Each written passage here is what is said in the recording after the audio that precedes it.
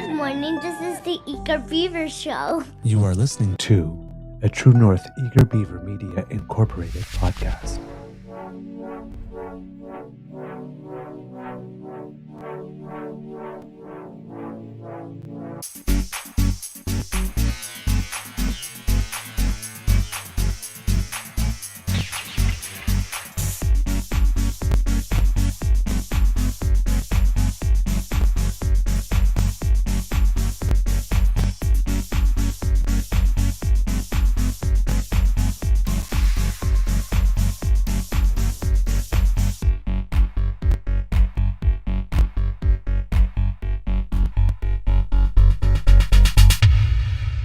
The True North Eager Beaver podcasts are proudly brought to you by our founding sponsors, the Miss V Mysteries from Corvid Moon Publishing, your source for science fiction, fantasy, and cozy mysteries featuring a broad diversity of characters.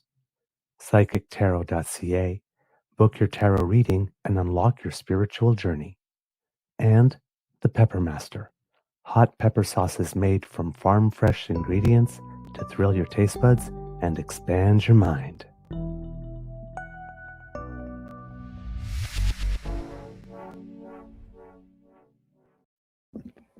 Well, good morning and hello, kids and cubs, and welcome to Season 5 and episode number 808 of the Daily Beaver Morning Show. Oh, Canada, always 100% Canadian. Today, recording day is Wednesday, December 10th, 2025, and it looks like it's a nice day here at the Beaver Lodge. It finally stopped snowing. I am your host, the Eager Beaver, pronouns he, him, hey, Mr. Beaver A.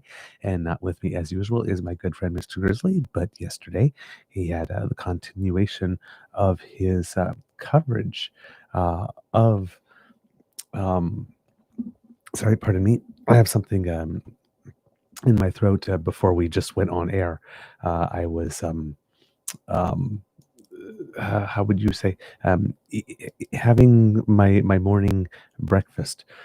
I have a bowl of cereal right here on the side because normally I have the chance to have it before the show, but I decided since I'm trying to slowly get back to 7 o'clock start, I'm slowly getting better, getting a little closer every day, that rather than eat my bowl of cereal before I start the show, that I would have it beside me and sort of eat it during video clips.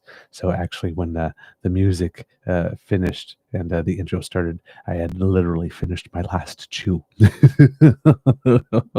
on the spoonful I had taken before. But getting back to Mr. Grizzly, his wonderful coverage and a tribute to the life of Brian McPherson, noted Canadian para-athlete. So if you have the opportunity to check that out, please do. And that way you can get your daily Grizzly time as well.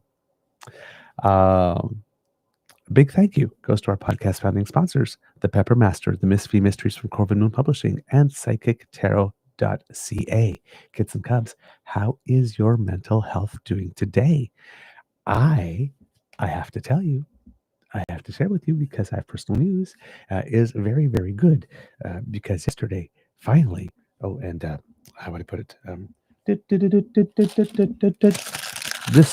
This just in, Beaver Lodge curling report. My men's Tuesday night competitive team finally won a match this year. We had the whole team together last night, and we played very well.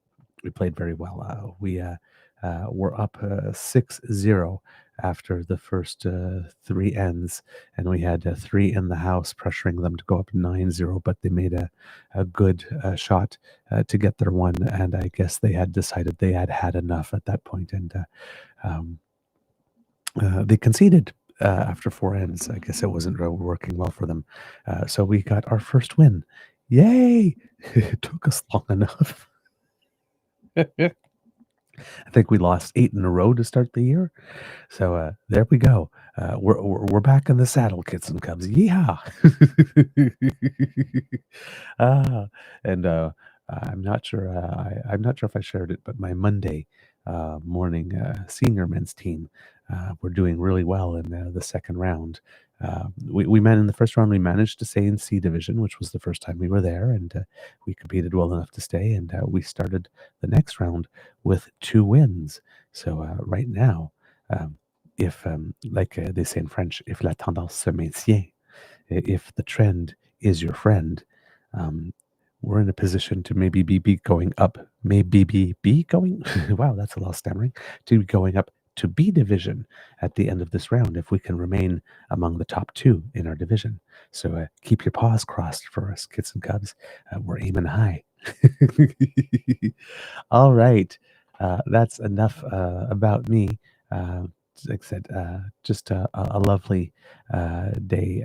Oh yeah, and yesterday got to go to a Christmas party with lunch office Christmas party with my Beaver sweetie and be the smiling, supportive, uh, you know, elegant looking spouse. So we had a wonderful time.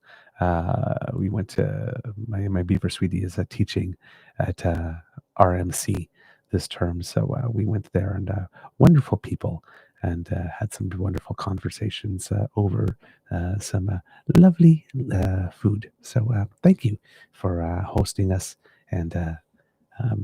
Well, hopefully we'll be back next year. Because hopefully my Beaver sweetie will still be working there next year. There you go. Ah, the joys of living on contract, right? Yes, trying to cobble together a salary from term to term. Not the easiest thing, but my Beaver sweetie appears to be very, very good at it. So there you go. Ah, kids and cubs. Oh, wow. Yesterday was a day, wasn't it? Politically. Was hoping that there wouldn't be a lot of news other than Pierre failing at the schoolyard games or reindeer games, given the season that he chose to play in the house. It must be something to pick the game you want to play because that's what he did. He chose to play games, first of all. Because then he got his choice of whatever game he wanted to play because it was a conservative opposition motion day, so he got to set the terms. To know and be told he was going to fail at the game he played, decide to make a change in strategy to the game he's playing, or to the rules of the game that he's playing, or the terms of the game he's chosen to play, and still lose. That's what happened to Pierre Poilièvre yesterday.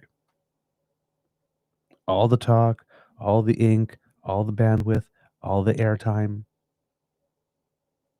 and all of that costs money. All the time in the House, Parliament, all the staff that had to like type up the amendment and then type up type up the motion, type up the amendment to the motion because Pierre amended his motion at some point yesterday. Um, hopefully, hoping it would pass, but still making the same fundamental core mistake that guaranteed that he would fail. So it must be a feeling or a vibe or something to actually choose this for yourself. Hey, hey, I'm gonna come and play games. Hey, hey, oh, watch me play these games. Watch me, watch me. Oh my God, I'm losing at my game. Oh, watch me change the rules of the game. Oh, watch me lose still. Yeah, like I said, and you paid for this. The lights, the heat, the staff working in Parliament. You paid for all of this for a stunt, for a game that Pierre knew he was going to lose before he started playing it, and then still tried to win the game because he tried to change the rules, but didn't change the thing that everybody was telling he needed to change if he wanted to have a chance of winning. So still basically wasting our time, wasting our money, and definitely wasting my patience. I don't know about yours, kids and cubs. So Let's take a look. Pierre, originally, as we showed you yesterday, was going to ask for a vote on a motion that he himself wrote. And the goal of this was apparently to get the Liberals to vote on the MOU that they signed. The joint MOU that they signed with the Alberta UCP. It's not just a Liberal Party of Canada initiative. This is a Liberal UCP joint initiative. They both signed the MOU. They both agreed to the terms of the MOU. You would never know that it was a joint Liberal UCP MOU by the way the Conservatives are talking about it, which is odd because the entire time the Liberals had a supply and confidence agreement with the NDP. They had no problem calling it a coalition, but now that they actually have a coalition, or they've actually coalesced with the UCP to come up with this MOU, suddenly they're not able to mention that there are two parties to this deal. They're just suddenly incapable of it. No rhyme, no reason. They just can't do it anymore. A skill that they so demonstrated that they possessed, all of a sudden just gone, lost. Interesting. So yeah, Pierre decided that he was going to amend his motion. From CTV News, Rachel Aiello wrote, Conservative leader Pierre Poilièvre calling for the House of Commons to declare their support for new Alberta pipeline failed Tuesday after a day of considerable parliamentary wrangling. By a vote of 139 to 196, the motion, the official opposition's final opportunity of the year to force a vote on an issue they deem pressing, was defeated, and by the same margin, so too was the Conservatives' last-minute attempt to amend the wording to try and secure more support. Pressing Prime Minister Mark Carney on his government's decision to vote against the motion, Poilièvre asked how Canadians could believe his words if he's willing to vote against them. Carney shot back, saying it wasn't that simple. Quote, it's not just the pipeline. It's not just pathways. It's an industrial price on carbon. It is reductions in methane. It is net zero 2050. It is building Alberta strong, Canada strong, the Prime Minister said, noting some of the key elements left out of the Conservative motion. The motion prompting Tuesday's parliamentary showdown explicitly asked the House to take note of the Memorandum of Understanding signed between the federal and Alberta governments signed last month. It went on to call for the support of, quote, the construction of one or more pipelines enabling the export of at least 1 million barrels a day of low-emission Alberta bitumen from a strategic deepwater port on the British Columbia coast to reach Asian markets, including through, quote, an appropriate adjustment to the Oil Tanker Moratorium Act while respecting the duty to consult Indigenous peoples. The wording was pulled directly from the MOU, which outlined the conditions that need to be met for a new oil pipeline to the Pacific to proceed. However, the Liberals were quick to note Poilièvre's motion left out other key pieces of the MOU, such as Alberta's commitment to industrial carbon pricing and other climate measures, co-ownership opportunities for Indigenous peoples, engagement with British Columbia, and the need for a private proponent. It was on this basis and a broader accusation of using the motion to sow division that the government announced late Monday it would be voting against the Conservative motion, taking some of the political wind out of Poilièvre's sails, stating that he was forcing the House to vote on, quote, ignores critical elements of the MOU. Quote, Canadians see the motion that's before us today for what it is, Energy Minister Tim Hodgson told reporters on Parliament Hill. Quote, it's a cheap political stunt, and so we will not be supporting the motion. And Tim Hodgson, again, who I'm not impressed with, was in front of the mics at one point yesterday claiming that the entire caucus supported the MOU. We know that's not true because Stephen Guilbeault walked away from being a cabinet minister. We've also heard grumblings. We've also heard rumors or reports of grumblings from MPs in British Columbia and Quebec specifically. So when Tim Hodgson stands in front of a mic and says, everybody here supports it, again, we're not talking to a guy. We're seeing the lack of political experience here. This is boardroom bro bravado. Again, you know it's not true. Why say that? You had Corey Hogan, who we showed you yesterday, who was much more circumspect in his remarks, saying, I don't want to go that far, but, it would be an overwhelming majority of our caucus, no doubt. Like, again, Tim Hutchinson, you're not impressing me, dude. Quote, this motion doesn't reflect the full agreement, and actually, I think it says a lot about what the Conservative Party is, said Environment and Climate Change Minister Julie DeBrusen. Today's motion that's being put on the floor is not a no vote for the MOU. It's a no vote against the Conservatives playing games and creating optics and wasting parliamentary time when they should be voting on things that are way more important, Indigenous Services Minister Mandy Golmasti said. After these concerns were expressed, Poilièvre rose in the House midday to offer a compromise. Now, compromise is a very polite way of saying that Poilièvre basically acknowledged that his first motion was crap. And once again, uh, tried to give himself a do-over. Again, because that's kind of his thing. Not getting it right the first time and then crying for a do-over. Right? Anyway, I know I'm being petty. Quote, I'm going to help brush away those excuses for them. We're going to amend our own motion in order to include the things the Liberals claim we left out, he said. But did he? Did he? Is the question. The proposed amendment sought to update the motion to mention Alberta's carbon capture and storage project, providing, quote, meaningful opportunity for Indigenous rights holders to participate in consultation processes and economic opportunities through Indigenous ownership, partnerships, and benefits, and the need to engage with British Columbia and further economic interests in that province. However, Poilièvre's amendment notably omitted any mention of Alberta agreeing to strengthen industrial carbon pricing in that province, which was also part of the MOU. Quote, if the Liberals are telling the truth when they say they support the whole MOU, then they should be prepared to vote for any part of the MOU, Poilièvre said. See, the tricky sophist rhetorical device. And again, proof that Pierre wants to play games and is not serious. You see, everything in this motion is taken from the MOU. So if the Liberals support all of their MOU, because then they should have no problem voting for only portions of the MOU that we cherry picked. Of course, that argument could be flipped on its head and say, conservatives, if you really want the House to express its thoughts on the full MOU, then just write a motion and ask people to vote on the full MOU, not your cleverly slash strategically slash too cute by half edited version of the proposal. So essentially, what we have here is Poilièvre tried to play a game, was too cute by half, got called out on it, out on it pretty hard and bad enough for him to backtrack and amend.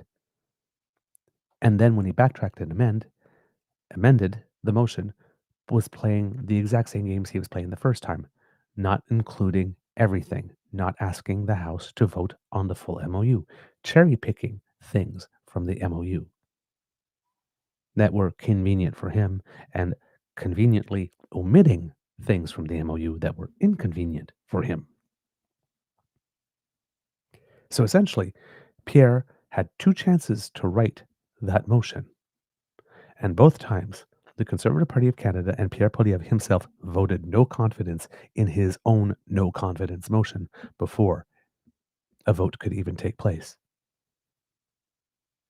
Because they categorically refused twice to ask the House to vote on the actual MOU, word for word, as tabled in the House.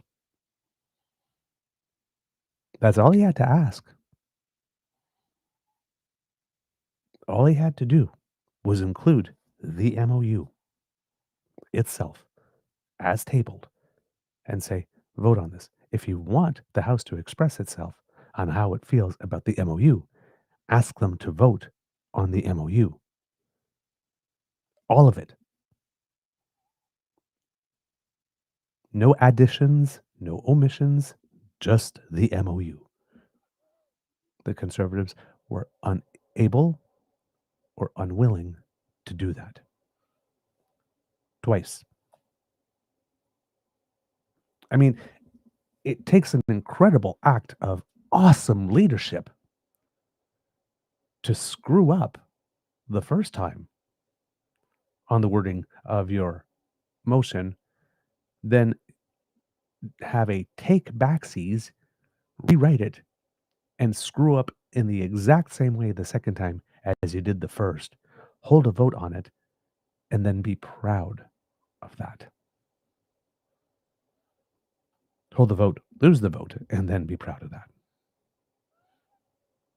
Running around, again, strutting across the table after having flipped the chessboard, and pretending like you won. We'll see that coming. Quote, in eliminating any curiosity around whether the Liberals would think twice about supporting the motion with updated wording, Government House Leader Steve McKinnon called the Conservative motion, quote, a train wreck, and said his party was very confident in the actual energy agreement made with Alberta, as well as their position on the motion. Also speaking to host Vashi Capella separately, Conservative House Leader Andrew Scheer, in an absolutely embarrassing display both on power play and power in politics, just breathlessly, if the Liberals, what? He was terrible, terrible. Andrew Scheer insisted the party's motivations were to present a motion Liberals could vote for to show potential investors the consensus here in Ottawa. You lie like you breathe, sir. The motion was non-binding, meaning the outcome of this vote does not materially impact any potential future pipeline approvals, which again makes you wonder if it's not binding, then why not just include the whole motion? Right? They literally had nothing to lose. It was non-binding. If they got their way, if the motion passed, nothing would have changed anyway. So it's like I do not understand the Conservatives. I just do not understand the Conservatives. They have all these opportunities to do the right thing the right way, to actually just do what it is they say that they're doing. I mean, for days now,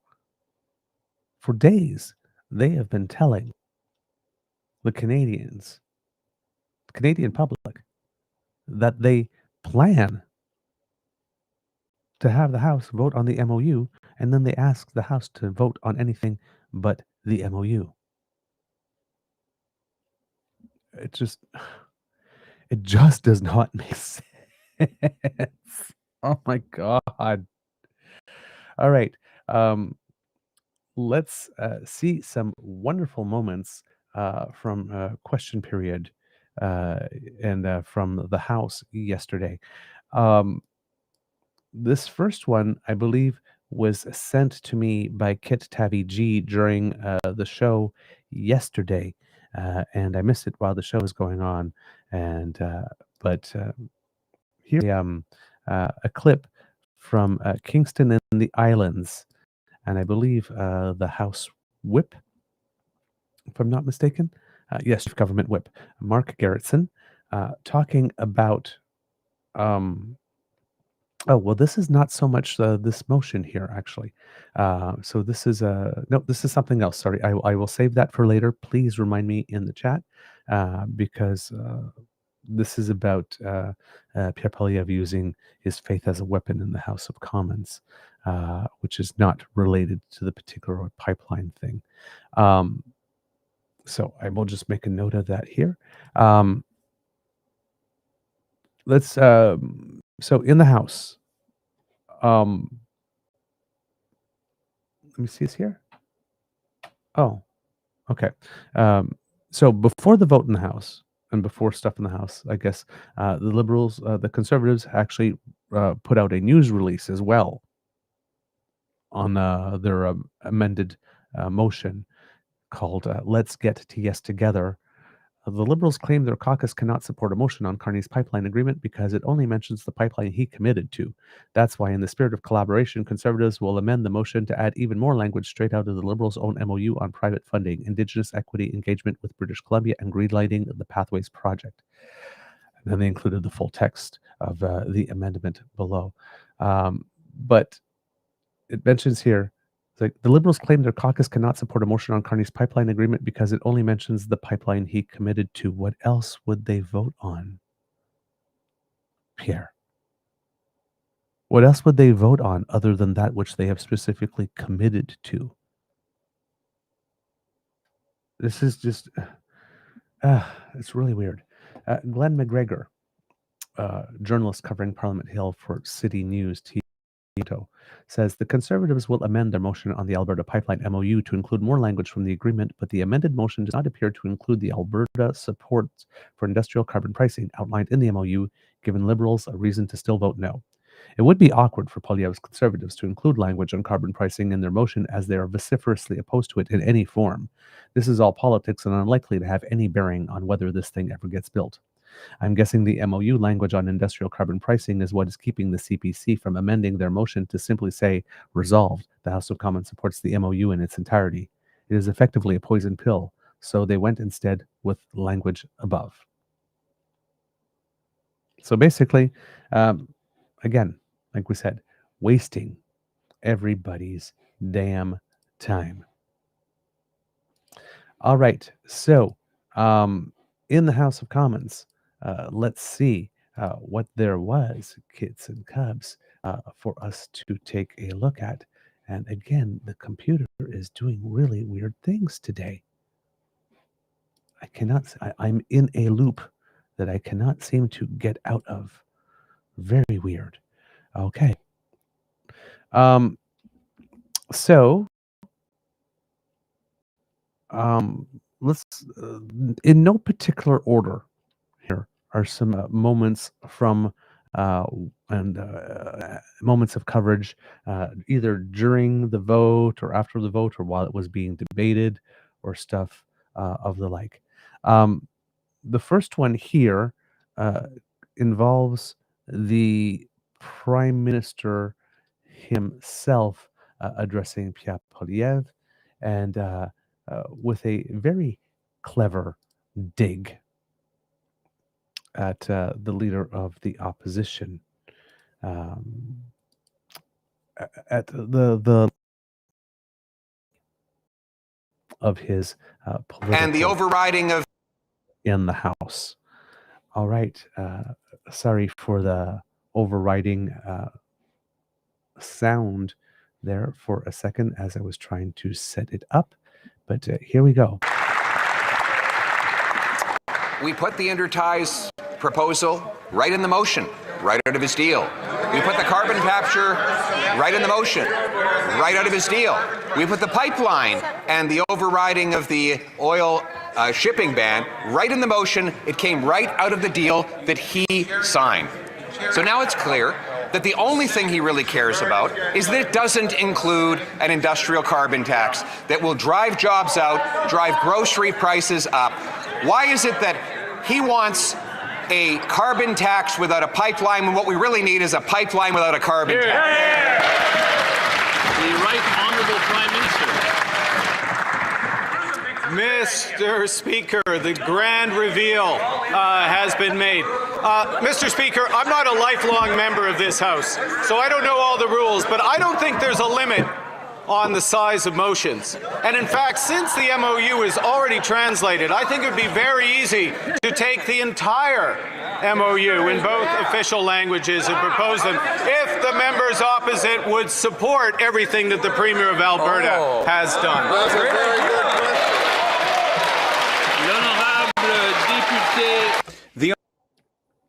So there you have it. The Prime Minister putting it right back in Pierre's face and highlighting the division between the Conservative Party of Canada and the UCP on this, and making reference to the fact that the leader of the opposition appears to be a lifelong member of the House. As you notice there, Pierre was extremely proud of himself, especially with that little last little line that he put in there. All right. Pardon me. Sorry, kids and cubs, for that cough there. I apologize. I didn't have a chance to get to the cough button quickly enough. But that quick little, that little clever clip at the end that he made. Sorry. This is, again, my computer is being very weird. The play button is now disappeared from whatever. There we go. So his clever line about a carbon tax without a pipeline rather than a pipeline without a carbon tax, right? But he does let it slip in this whole thing that he is stating that he is not asking the Liberals to vote on the MOU, right? In that whole statement that Pierre just made there, you can see that he's skating and that he's losing because he's not able to make a coherent and cogent argument for the reason for which he is not willing, very categorically not willing, in fact, actively resisting asking the House to vote on the entire MOU, as the Prime Minister is challenging him to do. So Pierre Poilièvre believes, you have to understand this, because Pierre Poilièvre talks all the time about negotiating from a position of strength. How do you negotiate from a position from strength if you claim to the Canadian public you want the House to express its view on an MOU, but in reality you don't ask them to vote on the actual MOU? Right? This guy, I tell you. All right. Moving on to other moments here. This one is Adam Van Couverden. I like him. I like him a lot. Tearing a strip off Pierre Poilièvre here, and making note of the fact that Pierre, as we mentioned, appeared so proud of himself in the process of doing that. You know, watching the leader of the Conservative Party lose in slow motion today has been a little bit amusing, but what's more interesting is watching him do it with a big grin on his face, because he's so proud of himself. He's proud to vote against childcare, and he's proud to vote against school food programs, and he's so proud to vote against affordable housing. But what else he's proud of today, he's also proud to call climate change just weather. And he's also proud to refer to Indigenous people with a possessive noun. They're not ours. Mr. Speaker, he seems very proud of himself, but you know what Canadians are proud of? They're proud of our institutions. They're proud of programs that support them, and they're proud of this side, on this government, we're supporting them. The Honourable, you know, watching the leader of the Conservative... All right.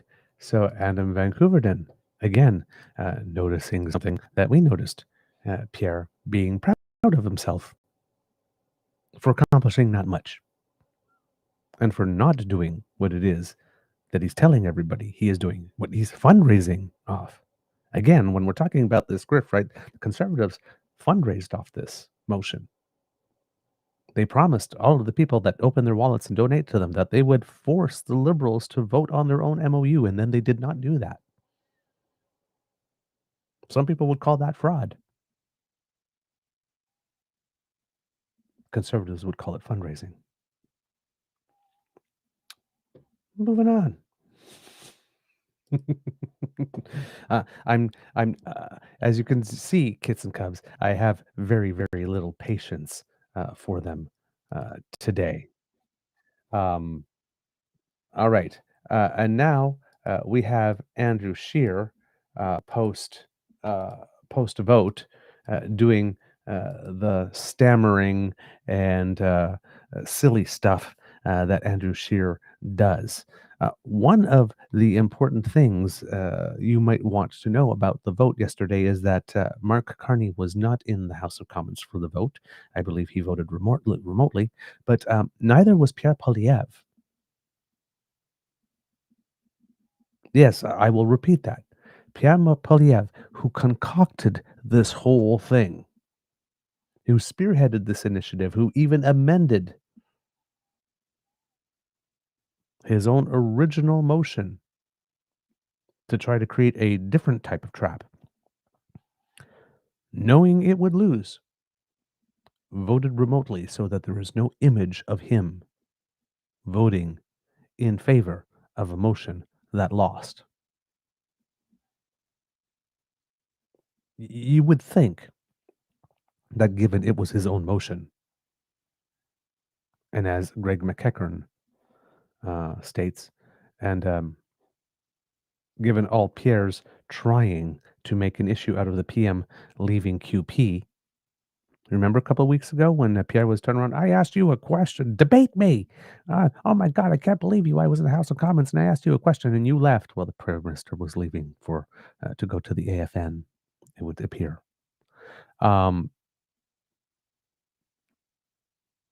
He couldn't show up to vote in person for there to be video of him standing up and saying, yay, I support this.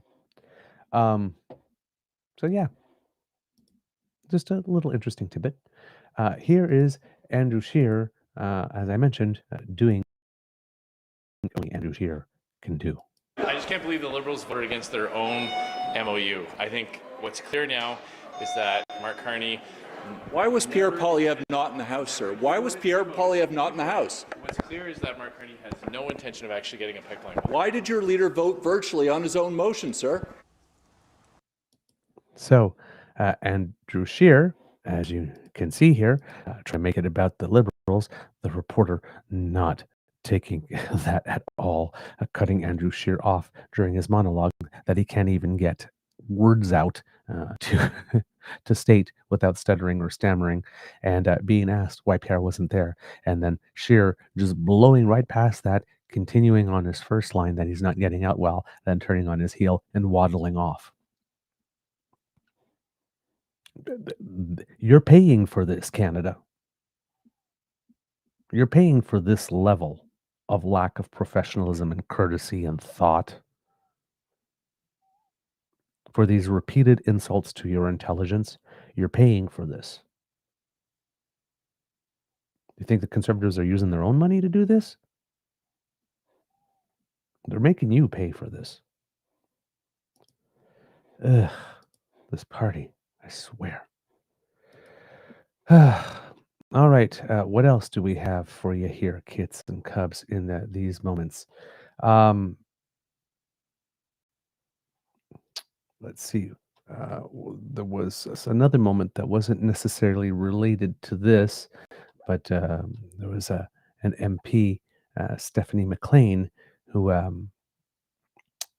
got a dig in yesterday about the Conservatives'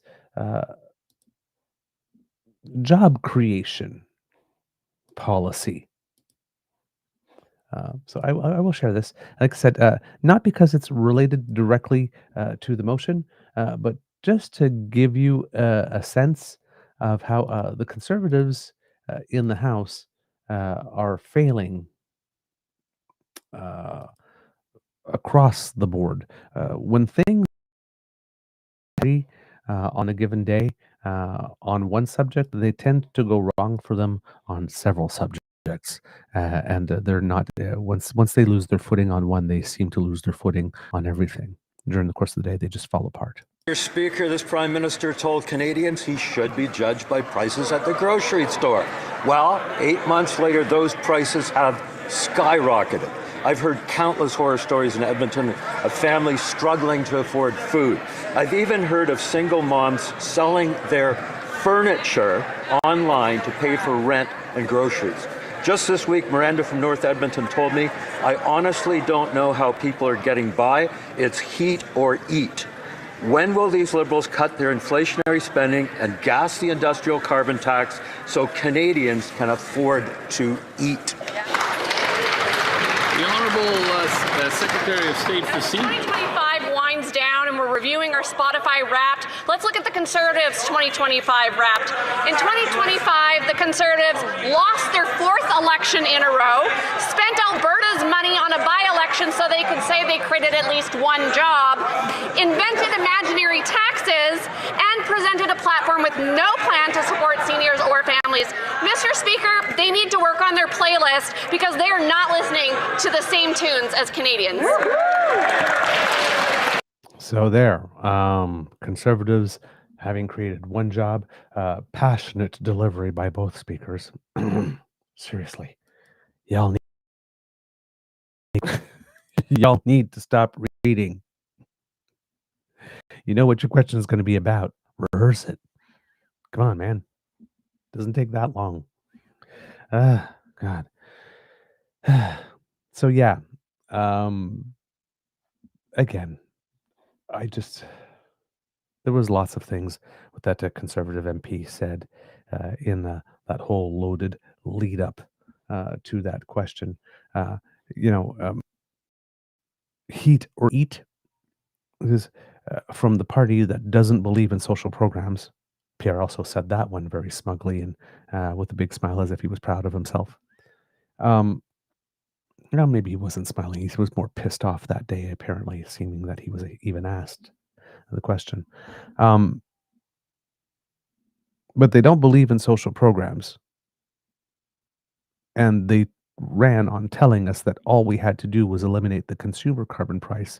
And suddenly those 2 million people at food banks that the Conservatives claimed to be interested in, and the price of food would be so lowered that everybody would be able to afford it, and there would be no 2 million people at the food banks. And well, we did what he asked. We removed the consumer carbon prices, but we still have Pierre complaining about 2 million people at the food banks and people not being able to eat.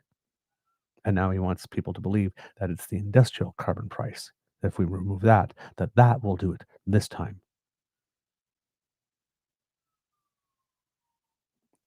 We're supposed to believe that the party that cares about people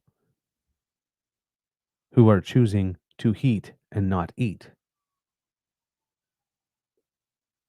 They want us to believe that they care about these people when they do not support a single initiative whatsoever when it comes to raising workers' pay.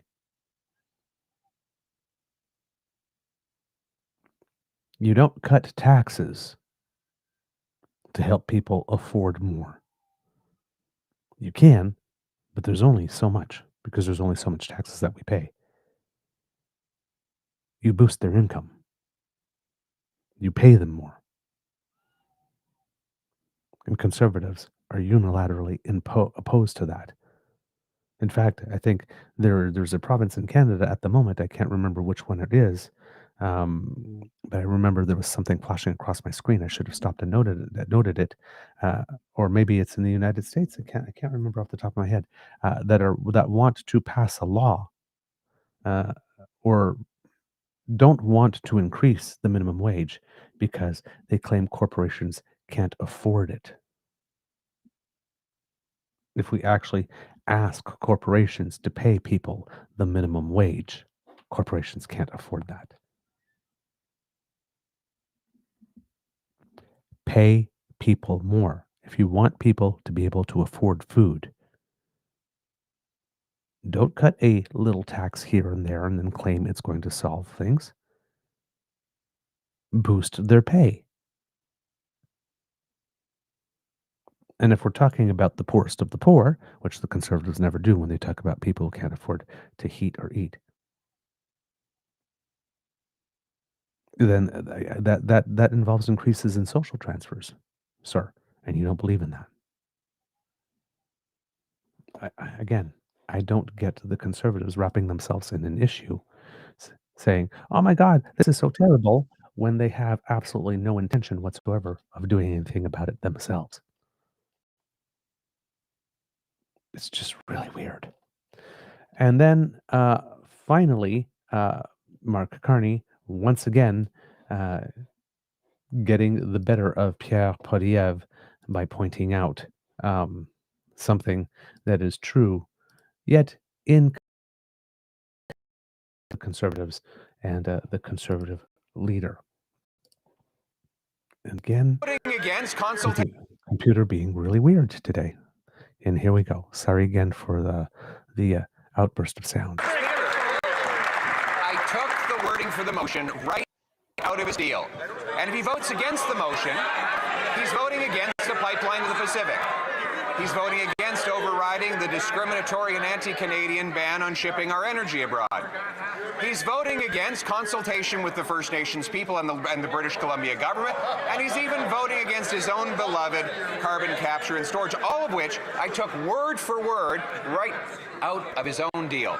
So if the Prime Minister's only in favor of a pipeline when he's in Alberta, but against when he's in BC and Ottawa. Can Canadians even keep track of where he stands on anything? The Right Honourable Prime Minister. Mr. Speaker, I would like to welcome the fact that to my hearing, for the first time ever in this House, the Leader of the Opposition has acknowledged the constitutional right of Indigenous people to full, free and fair consultation.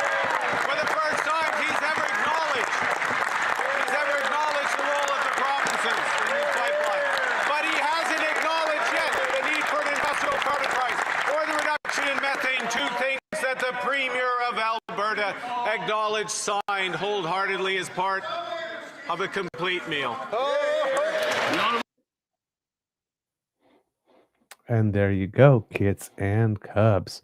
The Conservatives willing to serve a complete meal. And acknowledging for the first time that Indigenous people have free and informed, have a right, or we have a duty to secure free and informed prior consent from Indigenous communities. Prime Minister's getting good at this House of Commons thing. Just saying. And again, Poilièvre completely proud of himself. You know, we took this and we took this and we took this. And as I was the Prime Minister, there's part of me that would have got up, says, yes, Mr. Speaker, as true as that may be, the Conservatives did do all that. But you know what the Conservatives did not do, Mr. Speaker? They did not include the full MOU. And then if I was sassy and willing to get myself ejected from the House, I would say, and so then, Mr. Speaker, through you, I would ask the honorable dumbass to sit down. I probably would have been asked to retract my dumbass because it's unparliamentary. But I said he was an honorable dumbass, Mr. Speaker.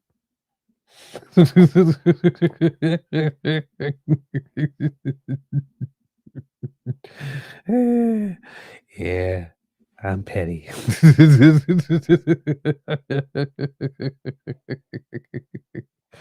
Oh, man. And after all of this, kits and cubs, on Power and Politics, someone I hadn't seen for a little while. I'm glad that he's back. I'm sure he was there, but all along. But I must have missed him over the past little while. We have Marty Patriquin, I believe it is, making some comments about Pierre and everything going on here. This was brought to us by Kit Stefano, who says a short must-watch that absolutely nails it.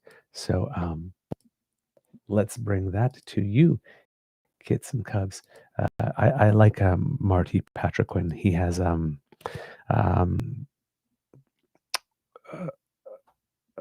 maybe an acerbic, I might be using that word incorrectly, way of sometimes just delivering a truth that's very just like vlam right at you with not a lot of embellishment, and frequently they can land. This is Mr. Patriquin about what was going on, all the shenanigans of the day. What's your take on what the Conservatives did here? People are calling it a wedge. You know, you called it a wedge politics. Politico called it wedge politics this morning.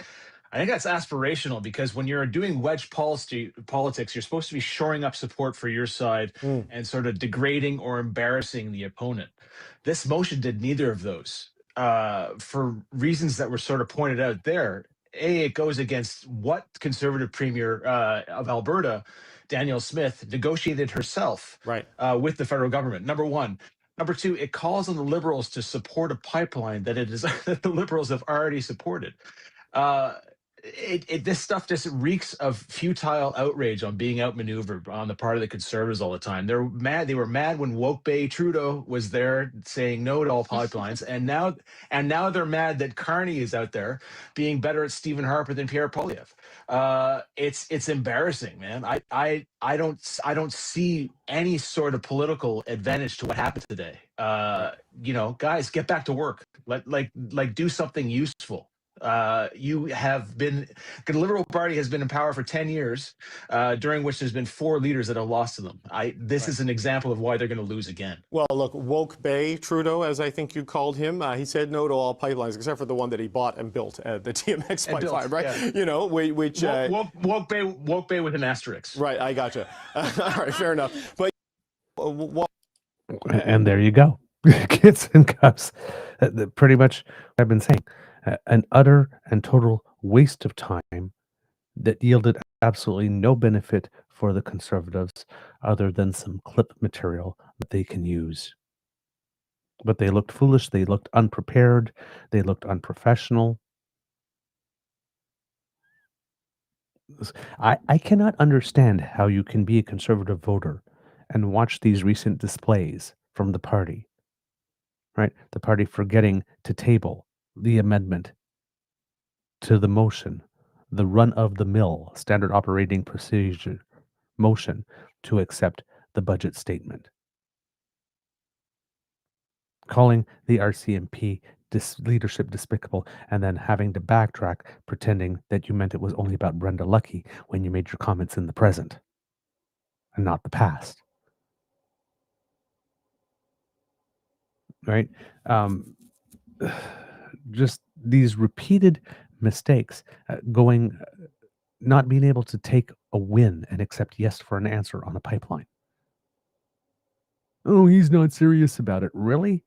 Really, he's not serious about it. The guy that made a deal with Danielle Smith lost a cabinet minister from it. Like this, there is grumblings from BC and Quebec. This, losing some confidence with environmentalists, losing some confidence with Canadians who are more on the left, losing confidence with people from the Indigenous community, potentially sacrificing seats in British Columbia and Quebec, putting all of that political capital behind that when he doesn't really care to get it done. Why would anybody do that? Like, again, it's just not logical on its face. Again, it's that game that I say that we all should play. For what you are saying to be true, what else also has to be true? For what Pierre is claiming to be true, that the Liberals are not really serious about doing this, what else would have to be true? You'd have to look at a man with that much experience, with the ability to be as strategic as he is, willing to put all of that political capital on the table and not follow through on the pipeline. That's what Pierre wants you to believe.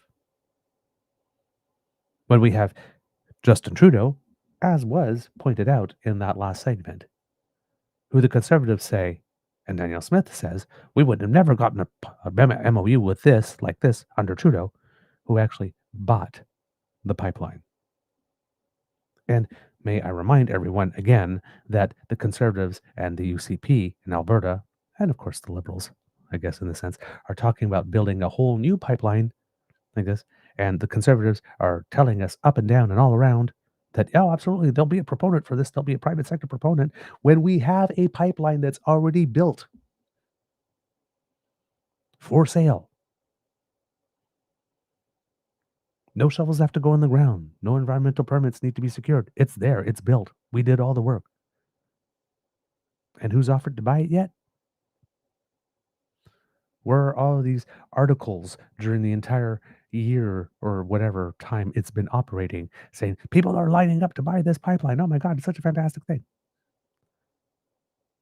Which makes me wonder, as a layperson, I'm sure there's probably a smarter mind out there that might be able to explain it to me, why anybody would want to spend all this money and go through all this regulatory hassle and perhaps court cases and legal cases to build a new pipeline when they have one already built that they can just buy and start collecting the profits off of.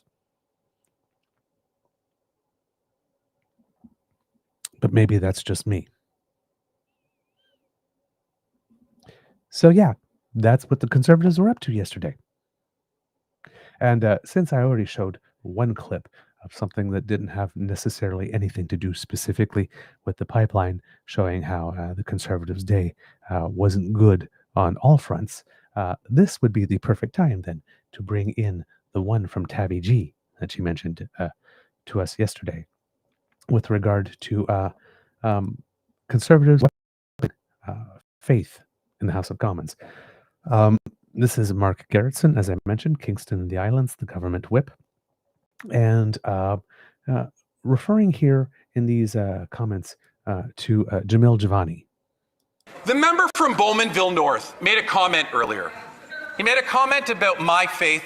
He made a comment about Liberals writ large. He made a comment about Liberals' approach to religious freedom and those that practice freedom.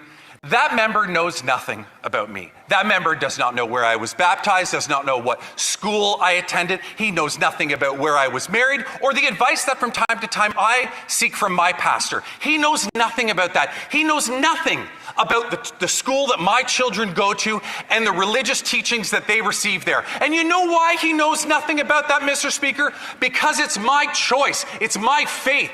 I keep my faith to myself because it guides me personally. I don't bring it in here and weaponize it like Conservatives do, like that member does when he does his Restore the North tour of going around the country trying to stoke fear and division amongst community members because he knows that he'll be successful at it and he can continue to grow that alt-right base that we see on the other side of the aisle. That's the reality, Mr. Speaker.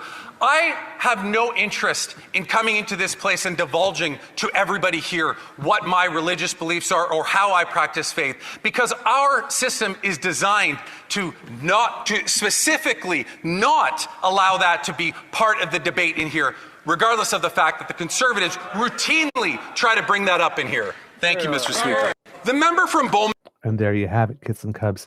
And of course, that's in reference to the debate that's been going on Bill C9.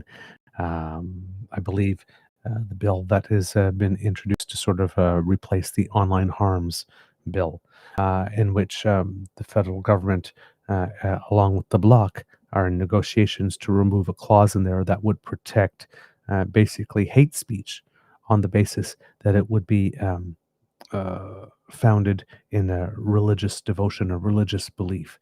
It's my strongly held religious belief that gay people are inferior and deserve to be exterminated, for example. No, I'm allowed to say that because it's a religious belief. Le Bloc Québécois wants the clause protecting that type of speech removed. The Liberals seem inclined to do that, and the Conservatives are up in arms pretending that this is an attack on free speech, an attack on people of faith, which is, of course, extremely silly. So that's what that was in relation to, and we had talked about that on the show yesterday. With regard to said pipeline, kits and cubs, there was some polling by Angus Reid that came out recently, and this is from the Canadian Press, that says that half of Canadians are in favor of building a new bitumen pipeline between Alberta and BC, while fewer than 1 in 5 outright oppose it, a new poll suggests. Sorry, not Angus Reid, Léger. My bad. The Léger poll, which was conducted online and can't be assigned a margin of error, suggests support is particularly strong in, and none of this will surprise you, Alberta, among men, older Canadians, and Conservative voters. Prime Minister Mark Carney signed a memorandum of understanding last month with the Alberta government that sets out an agreement to work towards the approval of a pipeline project. The Léger poll asked 1,548 Canadians between December 5th and 7th if they personally support or oppose the idea of a privately financed bitumen pipeline from Alberta to the BC coast. The pipeline is intended to expand Canada's access to energy markets outside North America. Of the 50% of respondents who support the project, 24% said they strongly support it and 26% say they somewhat support it. 1 in 5 respondents said they neither support nor oppose the project, while 17% said they oppose it, and 13% said they don't know. 2 in 3 respondents from Alberta and about half of those in Ontario and BC back a new pipeline. Support is lowest in Quebec at 37%. And this particular data point is interesting because while Liberals could potentially lose some votes in British Columbia and Quebec, they might gain a lot of votes in Southern Ontario and Southwest Ontario, where they lost votes to the Conservatives, because if there was to be a new pipeline, that would require steel and potentially aluminum, but let's say steel, and that would be Ontario steel, which is one of the reasons that Doug Ford is fully behind this new pipeline as well. Given that the Liberals did lose a certain amount of seats in Southern and Southwest Ontario during the last election, a surprising number of seats to the Conservatives, that Mark Carney is really interesting. Mark Carney being in support of such a pipeline would gain him lots of votes in Ontario, where the pipeline won't pass through, of course. Might be very convenient for Ontarians to say, yeah, we want that pipeline, we want that steel, we want that steel to be used in all those extra jobs and all that kind of stuff, and all the extra money that would come for a pipeline, especially since it doesn't have to come into our water across our territory. Yeah, well, we're for that. But that could be a gamble here. It seems to be paying off for him in Ontario. At 58%, male respondents were more likely to support the project than women, who reported a support level of 42%. People aged 55 and older were more likely to support a pipeline project at 56%. Support for the project hit 49% among people aged 35 to 54 and 41% among those aged 18 to 34. The poll suggests Conservative voters are the ones most likely to support the project, which certainly doesn't help Pierre. And when I'm talking strategically, again, about Mark Carney sort of manspreading politically to collect moderate Conservatives, this is what a policy position like this does. Pierre's opposing it, which is really interesting because 71% of people claim that they would vote Conservative support the pipeline. So Mark Carney cleverly found a way to introduce a policy, to get agreement with Danielle Smith, which is hard to do, number one, and have her smiling, which is very hard to do, and come up with a policy that 71% of self-declared Conservative voters support, and force Pierre Poilièvre, because he just knee-jerk and reflexively opposes everything that Liberals do, even if it is good, to take a position that goes against that which Danielle Smith appears to be supporting, and against which 71% of the vote base that he is trying to convince to vote for him also support. This position is not a winner for him. He's trying, everything is pointing to the fact that this is something he should support. And he's trying to sabotage it or make the Liberals look crazy on this, or non-committal. In fact, it's really kind of weird because this difference between the Liberals and the Conservatives aren't that far on this MOU. The federal Conservatives just don't like the industrial carbon pricing, it appears. That's it. And they're not willing to put water in their wine to eat that in order to get the entire pipeline. They would rather create these games and create this era of uncertainty and instability that Corey Hogan, again, that Liberal MP from Alberta, properly designates as something that would send a sign to the overall community that Canada might not be a good place to invest. So not only are the Conservatives trying to embarrass the Liberals, but in the process of doing it, can't think further ahead than the current nanosecond and the next media news cycle to notice that they are actually engaging in behavior that would discourage the investment in the pipeline that they claim to want. The survey asked Canadians how important new pipelines are to Canada's overall economic future. 45% of respondents said pipelines are, quote, extremely or very important, while another 34% said they are moderately or slightly important. 7% said they are not at all important. Wow. 45 said they are extremely important. 34 said they are moderately and slightly. So that's 45 and 34. That's 79% of Canadians. Wow. Interesting. By the way, on party support, I forgot to mention the rest. Conservatives are the ones most likely to support the project at 71% compared to 54% of Liberal voters and 23% of NDP voters. Again, the Prime Minister here is sacrificing political capital, and Pierre wants you to believe that the Prime Minister is not serious about it. He would just squander that political capital for shits and giggles. 49% of respondents said they're confident new pipelines can be built while respecting Indigenous rights. 51% said they could be built while respecting the rights of local communities. And 53% said they could be built while still protecting the environment. 56% of respondents said they're confident new pipelines can be built in Canada while respecting provincial governments through consultation and participation in decision-making. Andrew Enns, Executive Vice President of Central Canada for Léger, told the Canadian press, Canadians seem uncertain on how the project could be completed. Quote, when I look at the data, I see a lot of potential collisions here of expectations and how this will all unfold if and when it gets to that, Enns said.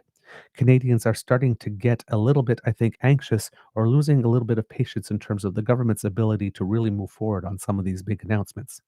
There'll be a lot of negotiations and some interesting twists and turns on this before we see it sort of start to move. Respondents were asked how important it is for Indigenous communities in British Columbia to support the proposed pipeline before construction starts. 68% of respondents said that it was important to them. It's nice to see this shift happening in the Canadian public consciousness. The work is working. The work is working. The work is effective. Clearly, it takes a long time, but clearly it is yielding results.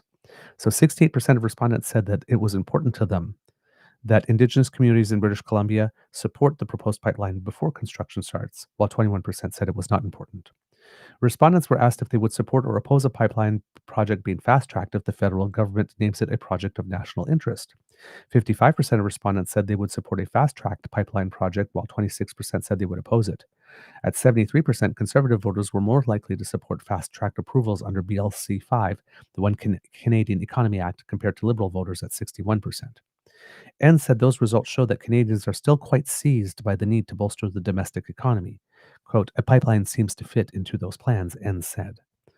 And there we go. The polling's industrial professional body, the Canadian Research Insights Council, says online surveys cannot be assigned a margin of error because they do not randomly sample the population. So it was not a random. So this is new. It is polling data, but it is not a random sample. So probably not the most scientifically or statistically sound. It could be, but it gives a little bit of an idea of what people here are thinking. All right, kids and cubs, that's what I got for you so far on the pipeline and the vote yesterday and Pierre's shenanigans. Moving to other subjects of the day, kits and cubs, and what do we have for you here on the list? It is really, really big news that came out yesterday afternoon, just before the time of the early evening or late afternoon political shows. And that was that the Canadian ambassador to the USA, Kirsten Hillman, our designated point person for trade negotiations with the United States, has announced that she will step aside or retire next year from the position after 8 years in the grueling job. And the first 2 years under Trump, 4 years under Biden, and I guess another 2 years. Well, we're not actually at 2 years with Trump, I guess, yet. But that's a long time for someone to be ambassador in one place, and particularly with a job as ambassador to the United States. United States. United States. Apparently, I can't pronounce today. That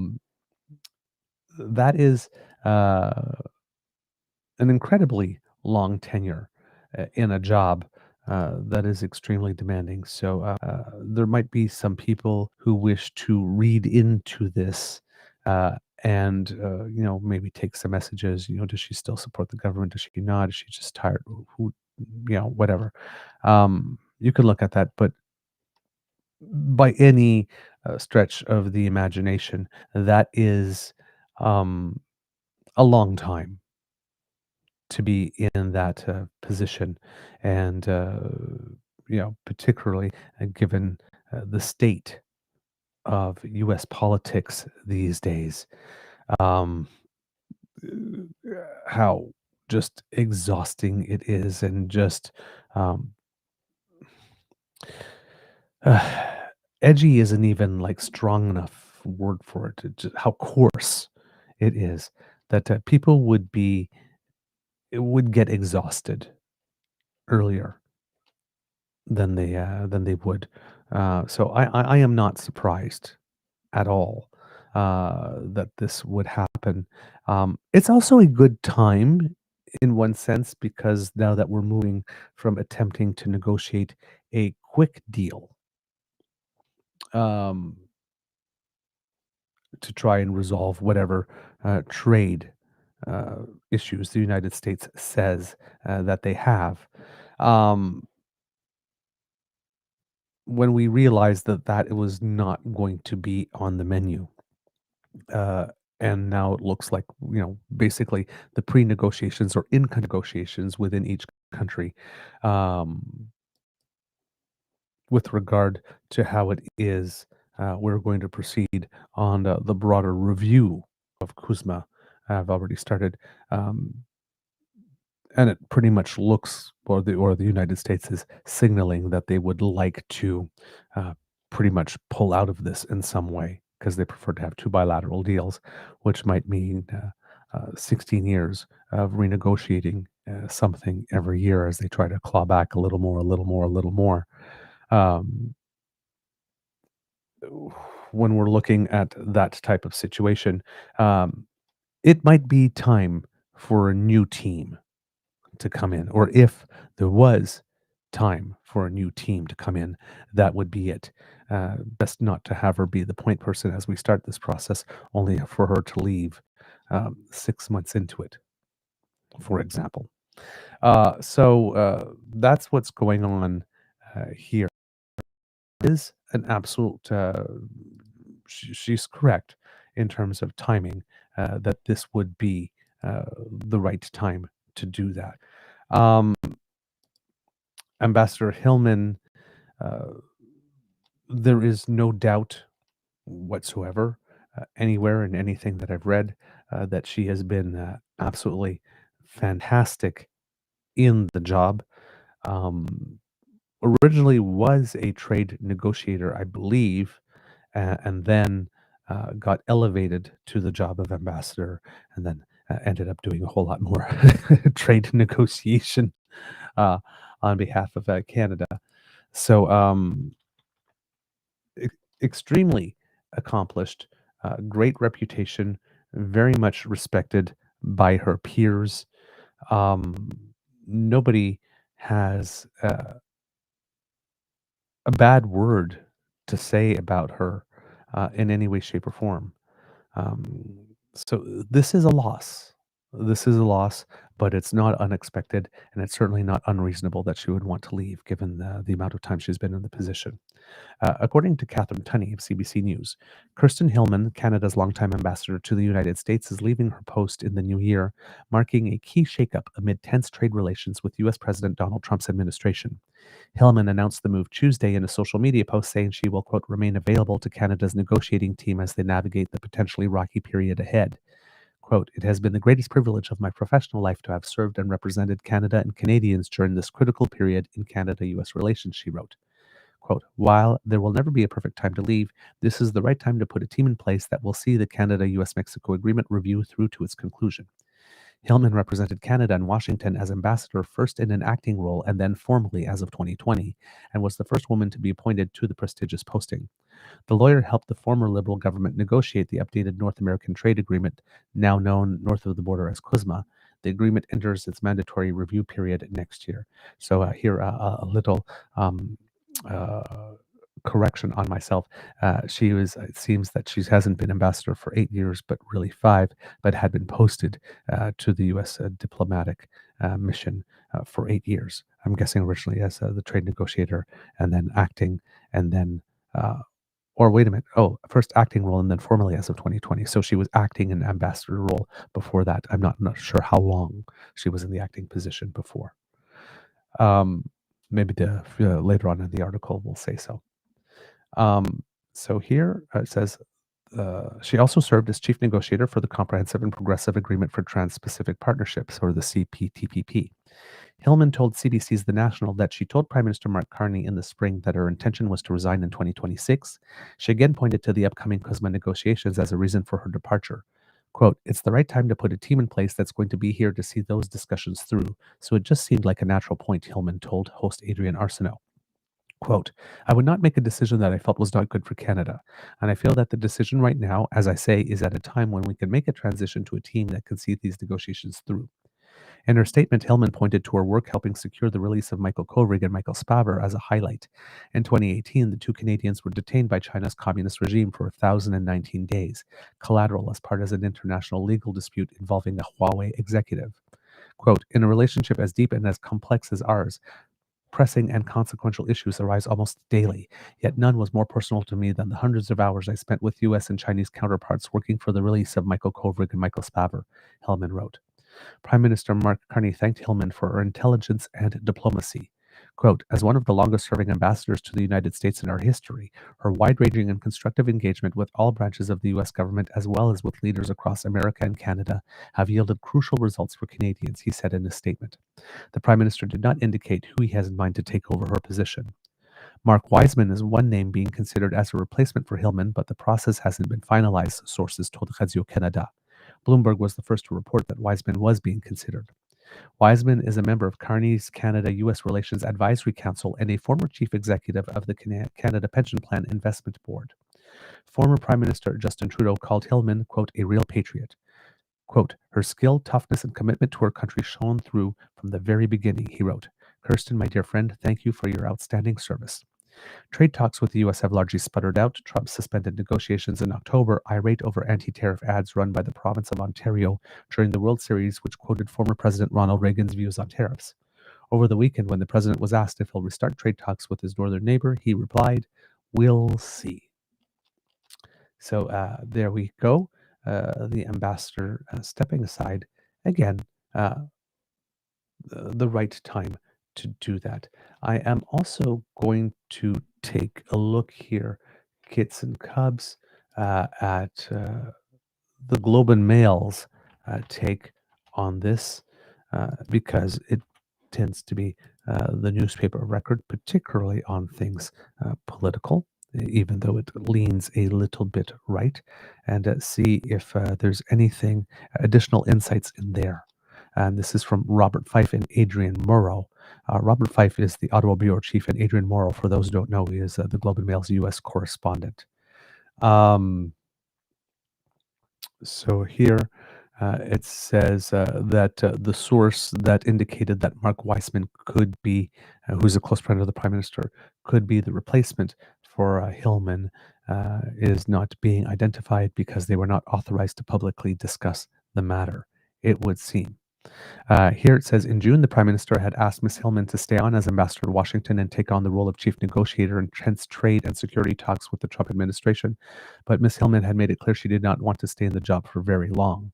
Ms. Hillman has served in the Washington embassy since 2017, including 6 years as ambassador. So there we go.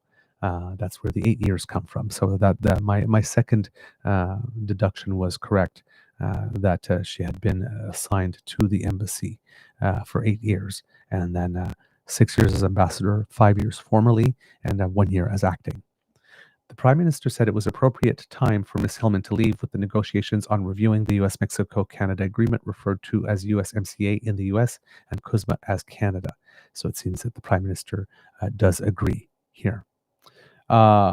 Those talks are likely to lead to a U.S. push for auto industry rules of origin, new restrictions on Chinese companies in North America, as well as U.S. demands to dismantle Canada's supply management system.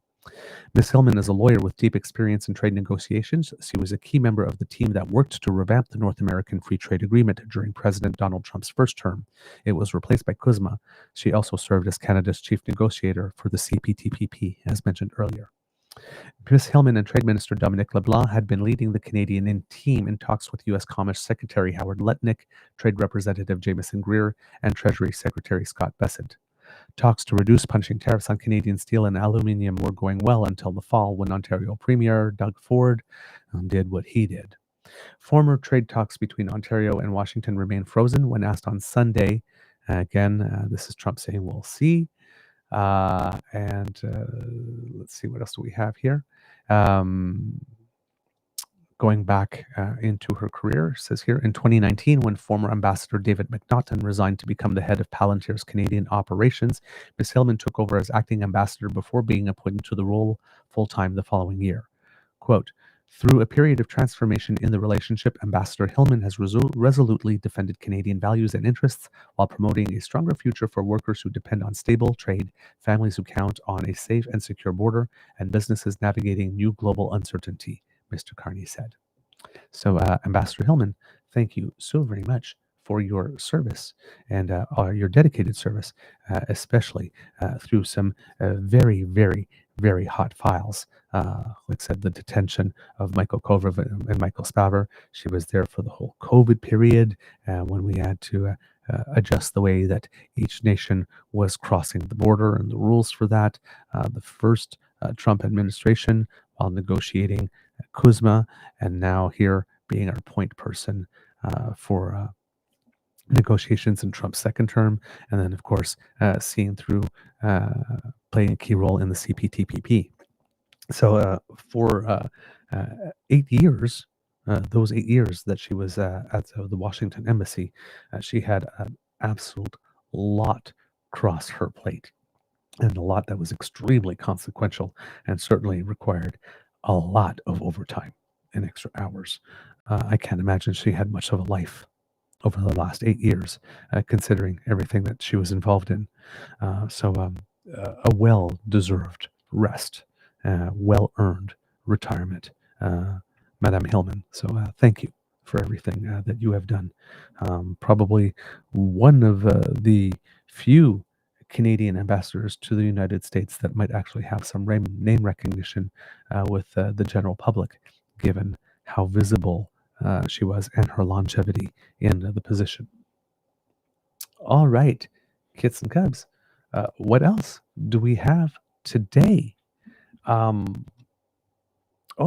yes, there were a couple of little bits of news that I had that I have some time to fit in. So let's see if I can get you those. Whoa! Sorry, kits and cubs. A lot of extra noise there that you were not supposed to hear. It's happening a lot today for some reason. We have a little bit of news. This is why I think I mentioned Angus Reid earlier, because I had them on my mind. We recently talked to you about some favorability ratings from various premiers and elected officials. We looked at the premier specifically, but there's some additional data that I was able to come up with with a little bit of a deeper dive. With regard to John Rustad, who was recently shown the door in British Columbia as leader of the BC Conservatives, he had a 19% favorability rating and a 65% unfavorable rating prior to his ouster. So that kind of let you know where he was standing with his party. Doug Ford, his unfavorables are at 62%, but you would never know it by polling when it comes to asking which party Ontarians would prefer. So that seems that there's a lack of fascination or appreciation or excitement for any of the I could say the main opposition leader, because the Liberals on Ontario will be looking for a new leader following Bonnie Crombie stepping aside after a very poor result on the leadership confirmation vote as the leader of the party. But when it comes to Merritt Stiles, she is at 33% positives and 35% negatives, so she still has a net unfavorability of -2. But it would appear, given these numbers, that the whole Captain Canada shtick that Doug Ford had working for him when he snuck in that provincial election, which secured him another majority, has now worn off. David Eby is at 40% in British Columbia, which, according to pollsters, is not bad, but considering that Rustad is gone, could be a situation for him if the BC Conservatives bring in a leader that is charismatic and might be saying populist things that people like to hear. 40 is not the strongest when you might be having a new opponent coming on that could have better qualities, or qualities that people like better than the ones that you have. And then Pablo Rodriguez, who is the leader of the Quebec Liberal Party since everything happened with Marois Risky and the allegations of vote buying, $100 per vote for votes in the leadership race. His numbers have plummeted and were basically the worst in the country other than John Rustad's. So there is some talk of a new leadership race within the Liberal Party of Quebec, even though they just recently had one, and potentially one within the CAQ to potentially replace François Legault before the next election scheduled for October 2026. And if they're going to do that, they better go quickly because there are very few months left. Let's see, what else do we have here? On the story I brought to you yesterday about oh darn, I had it in my head and I just lost it. There was a story I brought to you yesterday about, oh my God, I can see the article. It's one by Global that I'm trying to refer to. I've forgotten what the story was about. Oh my God, I'm so terrible. There was a precision on a story that I was talking about yesterday. Let's see, hold on. Oh yes, the investigation into Doug Ford with the skills development program. This is by Isaac Callan and Colin DeMello. It's important. The OPP investigation that has been launched into the company that received money, Keel Digital Solutions. Even though there's lots of talk about the money they received from the Skills Development Fund, ironically, the OPP investigation stems from money it received under another program. Keel Digital Solutions has received, as we mentioned yesterday, tens of millions from various ministries since 2021, including from the Skills Development Fund, but as well as the Ministry of Colleges and Universities. Keel's funding through that pot of money came under security after it was reported to Labour Minister David Piccini. After it was reported, Labour Minister David Piccini attended the wedding of a lobbyist the company had hired, and that years earlier, he had also watched a Toronto Maple Leafs game with the director of the company. It would seem here that the investigation itself doesn't stem from the money it received from the Skills Development Fund, but that the money that it had received, I believe, from the Ministry of Colleges and Universities, specifically. And during the audit, then they found the stuff about the Skills Development Fund, it would seem. So according here to the article, police in Ontario have opened a formal investigation into a company that received government money, including funds from the controversial Skills Development Fund, after being forwarded the results of an audit by the province. In November, the Ford government sent the findings of a forensic audit of Keel Digital Solutions to the Ontario Provincial Police after the probe of payments uncovered apparent, quote, irregularities. The Premier's office said at the time that a, quote, routine audit of government money sent to Get Ahead, a business owned by Keel Digital Solutions, had raised red flags. That had led to the forensic audit, which was sent to the police. On Monday, a spokesperson for Ontario Provincial Police confirmed officers would be moving forward with a formal investigation. Quote, the OPP Anti-Rackets branch has completed its review and will be proceeding with an investigation, they said in an email. At this time, we cannot release any details or speculate on how long the investigation will take. A spokesperson for Keel Digital Solutions said it remains steadfast in its assertion that it has complied with all laws and contract obligations. The spokesperson also said the company looks forward to the results of the OPP investigation and promised it would be, quote, completely transparent and cooperative. Keel Digital, and yes, there we go. So yes, it was the money that it had received from the Ministry of Colleges and Universities that came under scrutiny. Um, and then it goes on to say, it was money given to Keel Digital Solutions by the Ministry of Colleges and Universities, not the Skills Development Fund that was flagged as part of the audit process. Keel Digital Solutions has accused the government of discussing the audit to distract from the skills development scandal and trying to shift blame. Fight, fight, fight, fight. Quote, recent commentary conflates Keel's separate MCU student mental health contracts with the SDF program, the company said in one news release. The OPP referral publicly discussed relates to the MCU file, not SDF.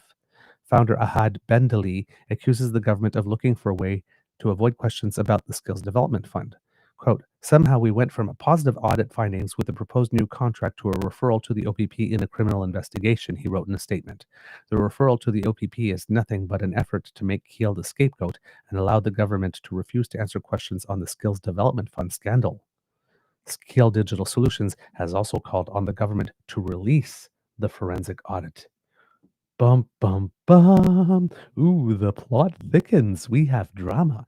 So basically, this company that it has been announced with great fanfare that is under investigation from the OPP says that, yeah, right now, all this scandal going on with the Skills Development Fund, on that part of the thing, we got a clean audit. Why are we even being mentioned in relation to the Skills Development Fund? Why are we conflating the Skills Development Fund talk with this funding that came from the Ministry of Colleges and Universities?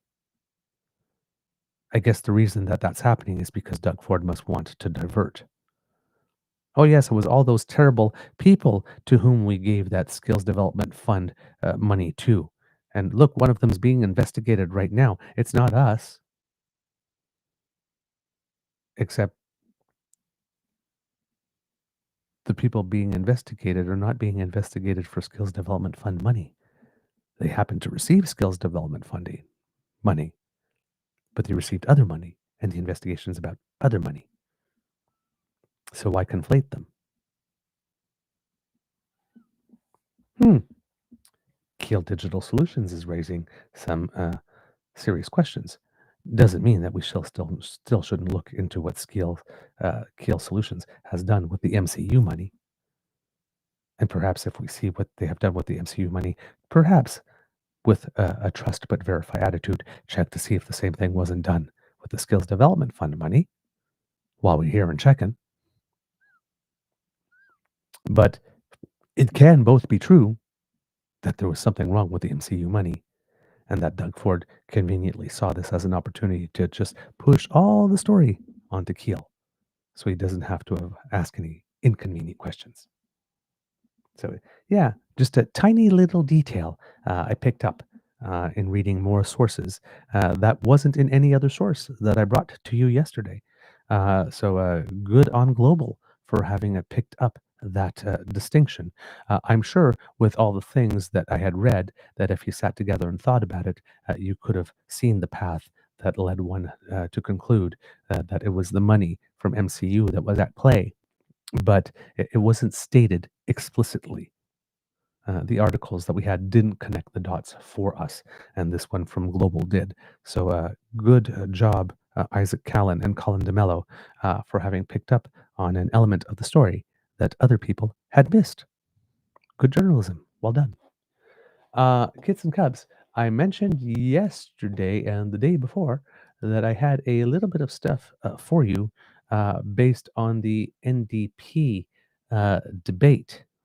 And I did go back and get the timestamp, as I had promised for you, to show the part of the debate that I found very compelling, that showed the candidates at their best.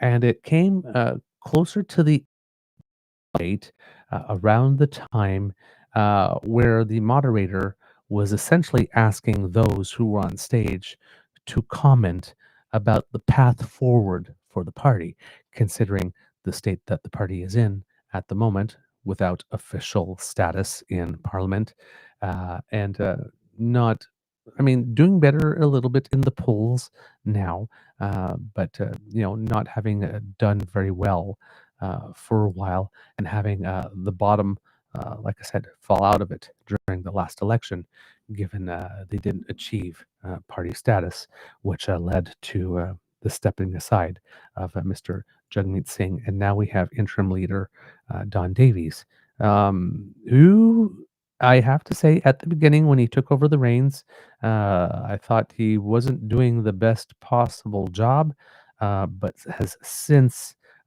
definitely recovered and has shown some ability for the job. His personal popularity in his riding, according to Angus Reid as well, when we were looking at that polling, had gone up about 6 or 7% over the past little bit, and he had won the riding by only 0.5%. So the people in his own riding appear to be approving of the way that he's doing the interim job, and he's getting a little more favorability as a result of that. For those of you who were able to watch the Parliamentary Press Gallery dinner event that took place last week, I haven't talked about it at all yet, and I hope to get around to it at some point over the course of the week.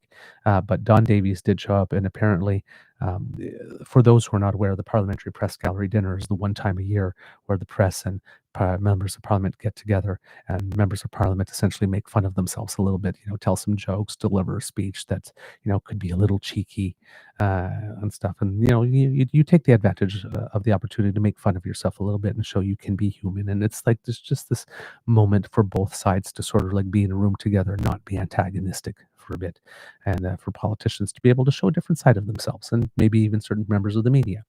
It would appear that Don Davies spoke only for about 7 or 8 minutes, but he killed it and has great political and great, not political, great comedic timing, and had some really good material that had the audience in stitches. And even when he later on he got like a little darker in it, he was still getting some laughs. So Don Davies apparently might have a future as a stand-up comedian if his political career goes south.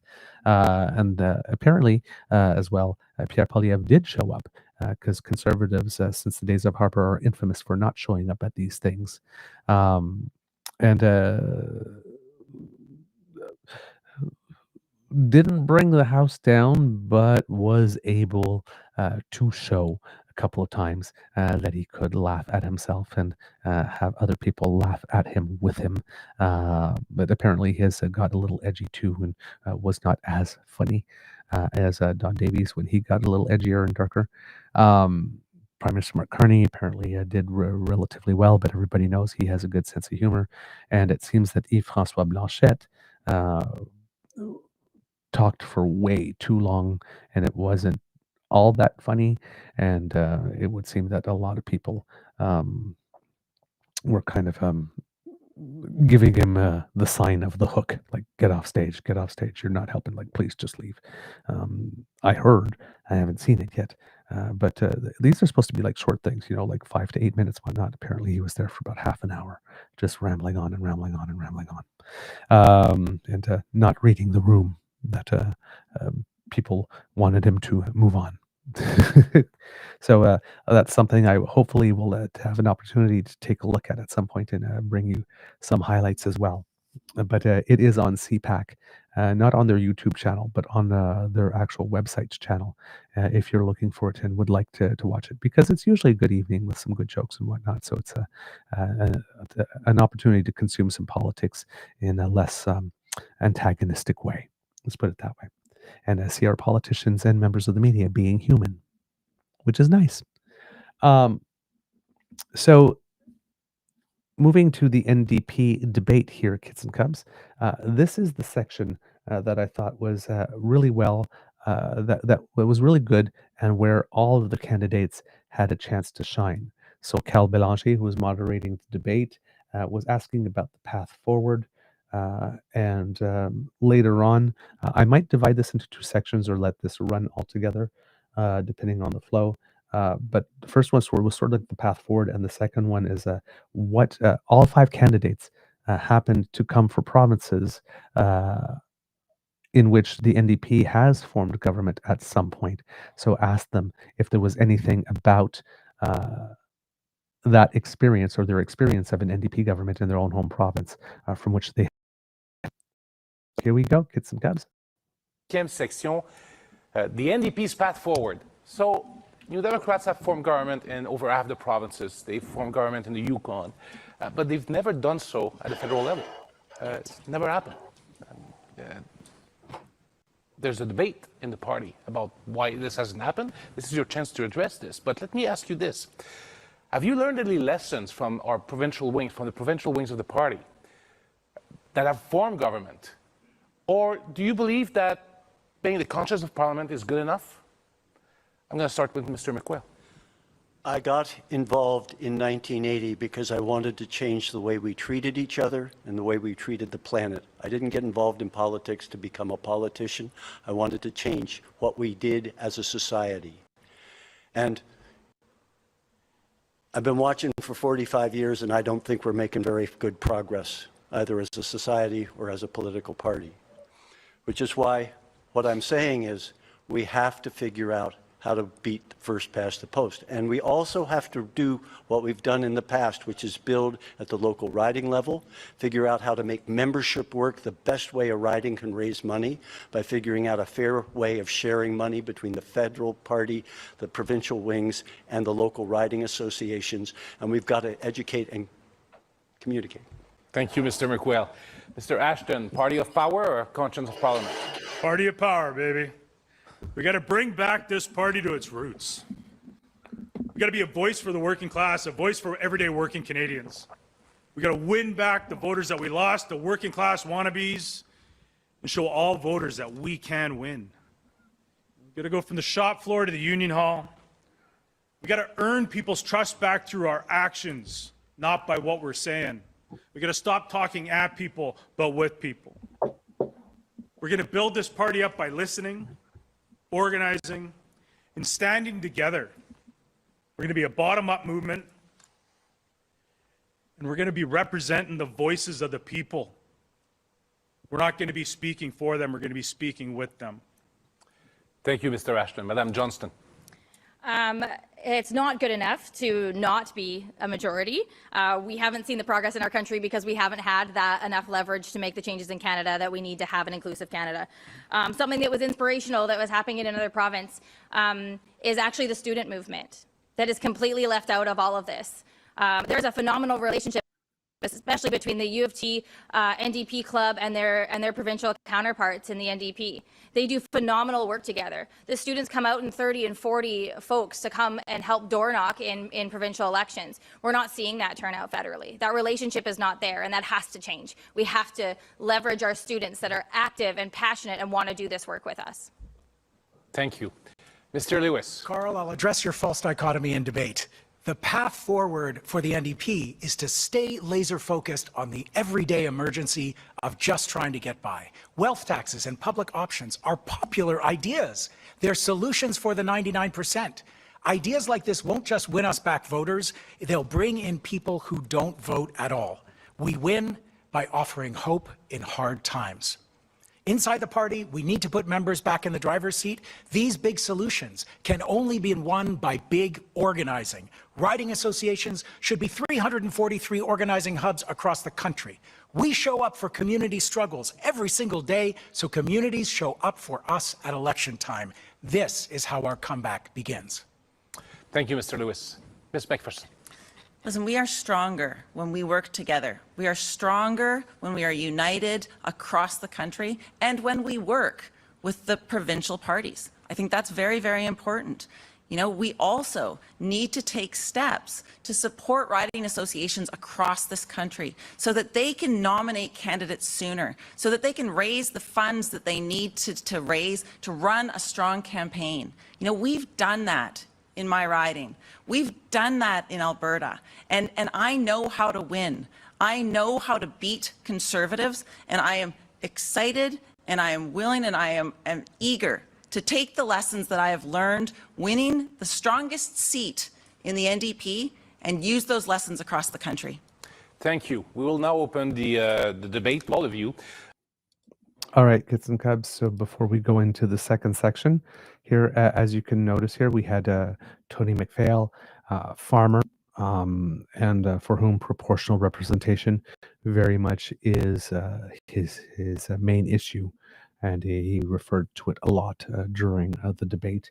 Then we had Rod Ashton, who comes from the trade union side of the party, was a dock worker, and you can see here, some, very much a lot of grassroots talk.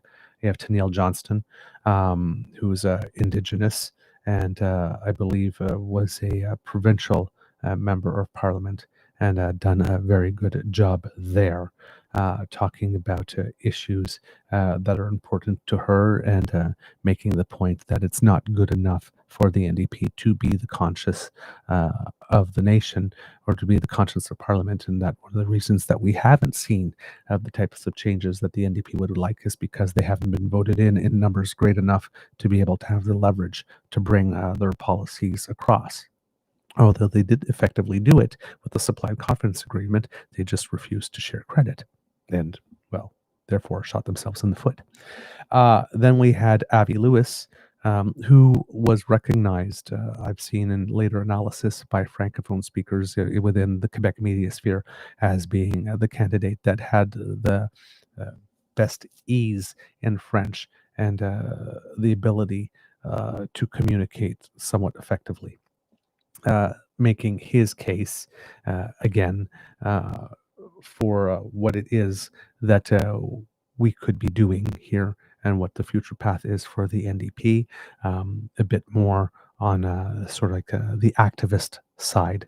And then finally, we had Heather McPherson, who I stated yesterday, who is thought to be the front runner in this leadership race. Has the most name recognition in terms of as a parliamentarian, but I would probably could arguably suggest that Avi Lewis has the greatest name recognition overall. But there you can see what I mentioned yesterday, understanding that this is a leadership race, and talking specifically about the party, and specifically some specific issues that would be of interest to party members. That might be a little inside baseball for the overall general public, but for party members and NDP supporters specifically are rather important. The next part of the question, as I mentioned, was about all of these potential candidates, all of these candidates, I should say potential candidates, all these potential leaders, all of the confirmed candidates, having had the opportunity to experience NDP government in their home provinces, and what they may have learned from that they would include in their own leadership. So let's go see their answers on this. All come from a province that has had a government. You've had an NDP government in your provinces. So what have you learned? Is there something you've learned from your provincial NDP government? Mr. McQuill wants to start. If you win government, don't go home and leave the work to the people you elected. Get out in the street the next day and demand more, so that the right can't shift the discussion away from the goals of the NDP. That's what I learned in Ontario in 1990. But I also learned that if you work with people as you develop policies and programs, because I was the executive assistant to the Minister of Agriculture, and we developed an environmental farm plan with the farm community, and also the farm business registration plan, which actually moves money to farm organizations so they can bring forward policy and have Tony, good we only debate. got 8 minutes. Sorry. Yeah, but you've got 7 more, and there are only 4 more of you. Be patient, Avi. I got to speak in English. You got French to work with. But so let me make my point.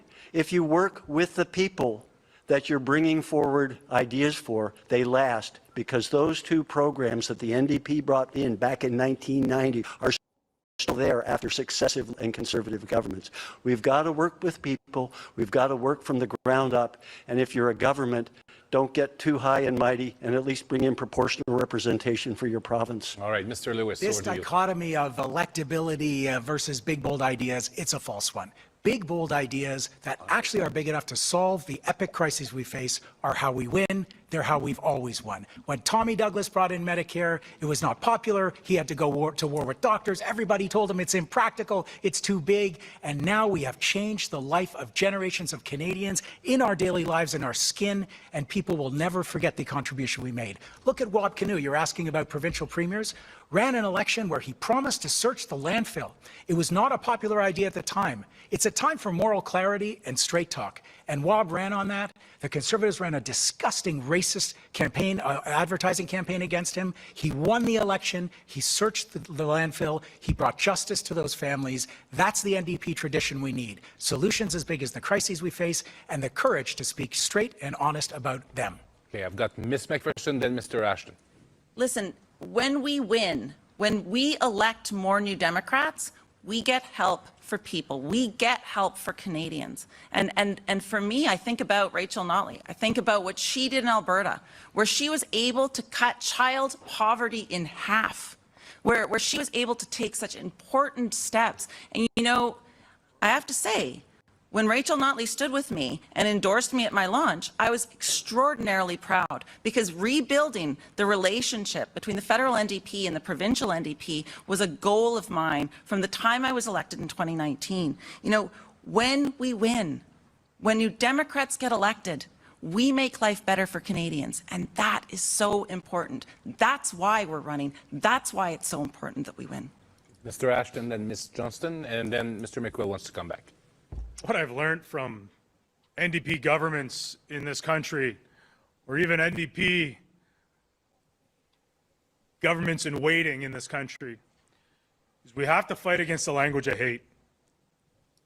Because if you look at the right wing of this country and the right wing of the United States, and I mean the far right wing, is they tell us that we have to hate our neighbor. They tell us if you're angry and your life is tough and you're not getting by, it's because of your neighbor. That's so not right, and it's so not true.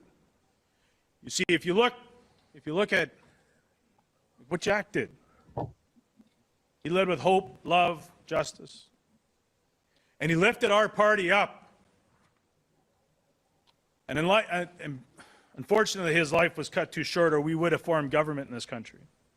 And if you look what they're doing in Manitoba and BC, what they did in Alberta, when the NDP takes power, they show people that it's okay to love each other, that it's okay to give somebody a hand up. That's what we have to do with workers today, is we have to show them a path forward, one that isn't filled with hate and bigotry and misogyny, a path forward but helping your neighbor and not holding them down. Thank you, Mr. Ashton. Ms. Johnston.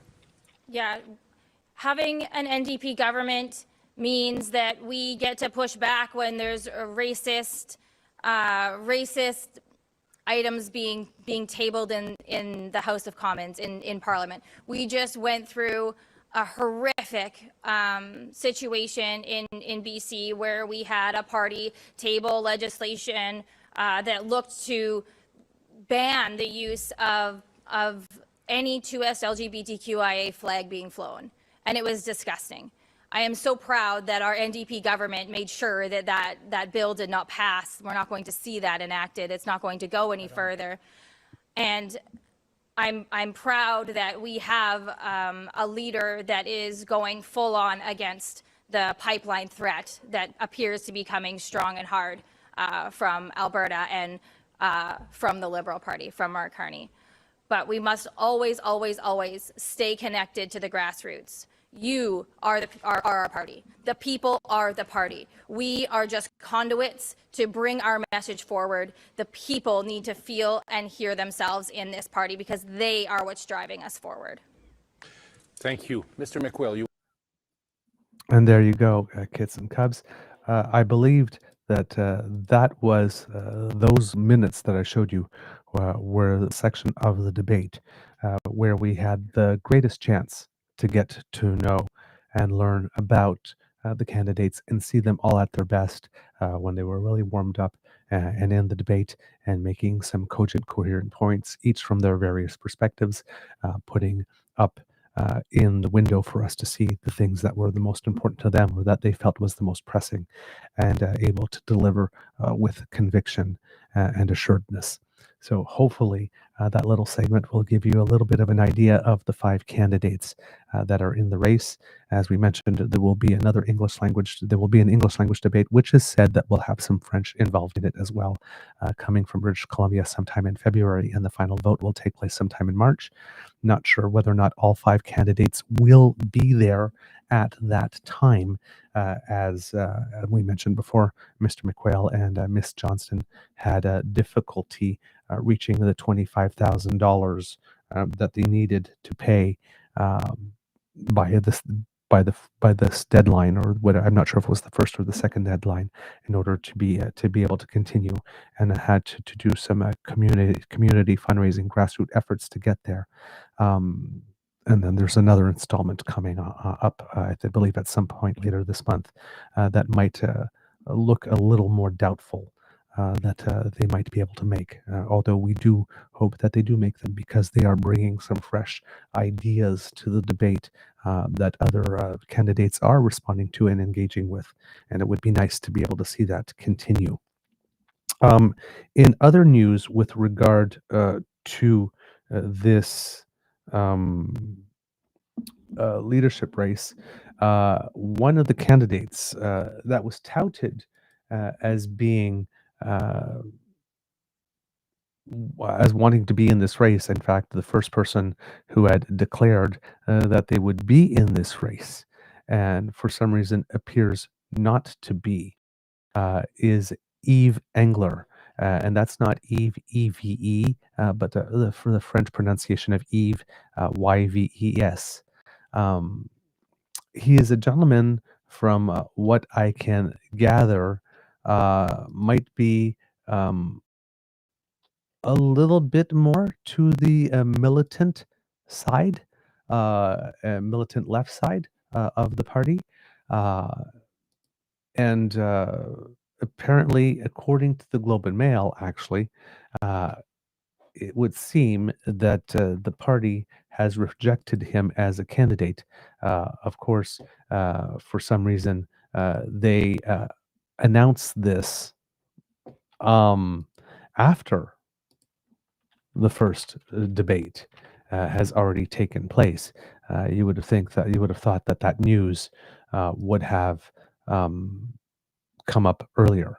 It says here that the New Democratic Party barred Montreal author Eve Engler from running to replace Jagmeet Singh after a vetting committee flagged allegations of harassing politicians, like following MP Anna Gainey to her car, and views echoing Russian propaganda, anti-Semitic rhetoric, and sympathy for Bashar al-Assad.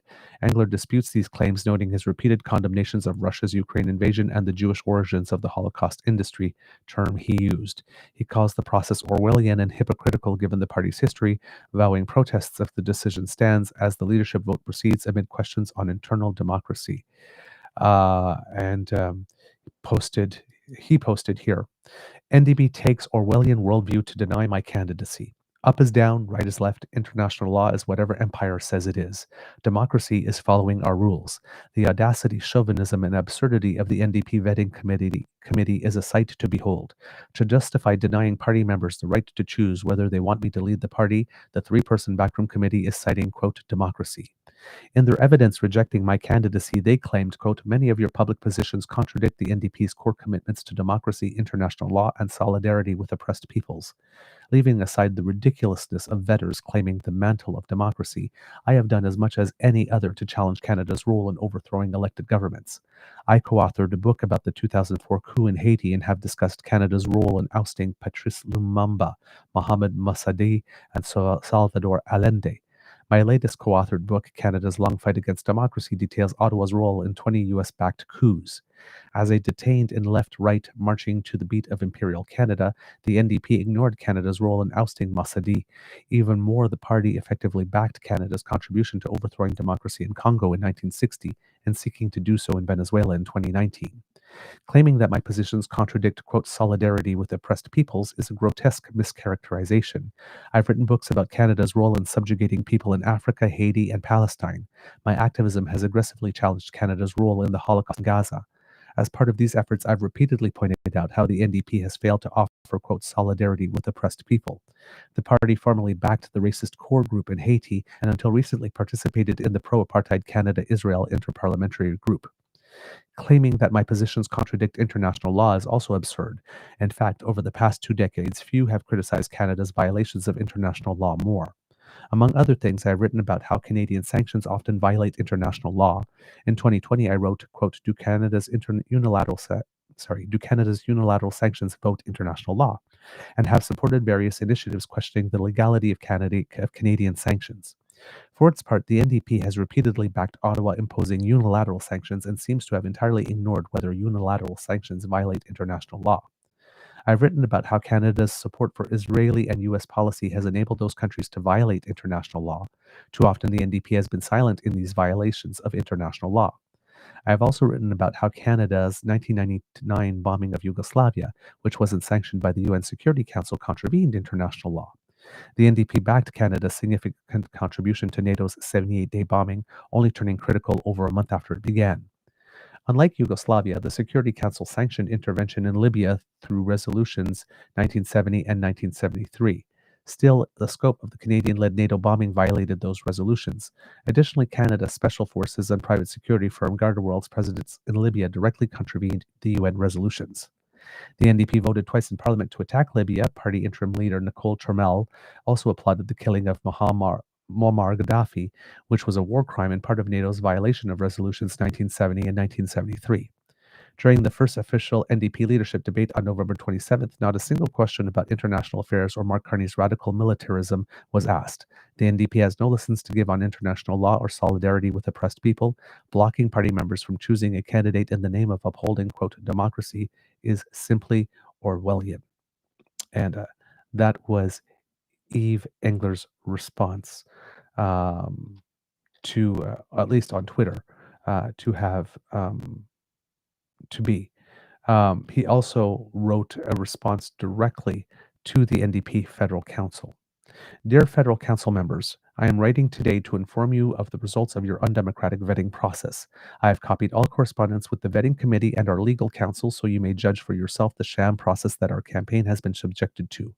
Let me be clear, our campaign has no intention of accepting the decision of this kangaroo court and fully intends to protest the undemocratic rigging of this election.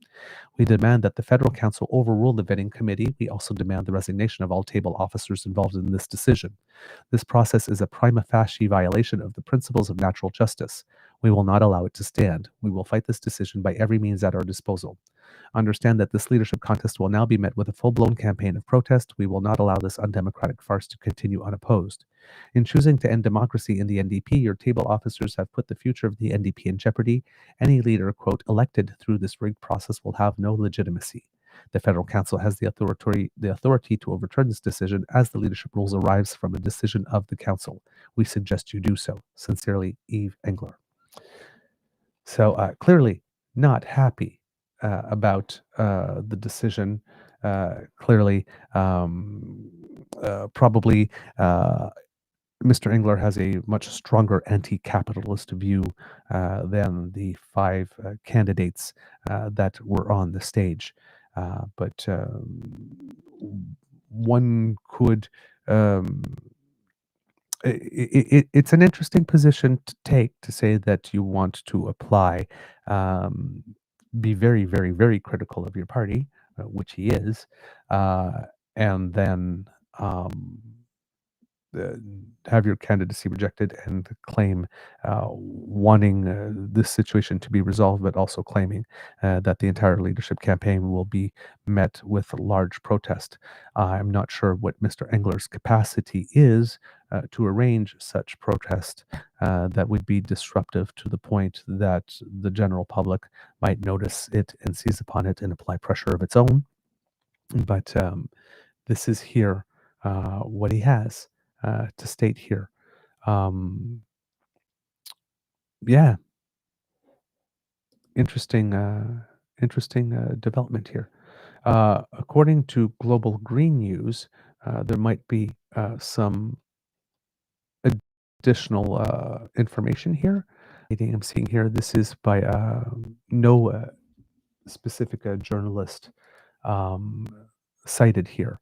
And for those who are wondering here, because you might not be familiar with Mr. Engler, this is what he looks like.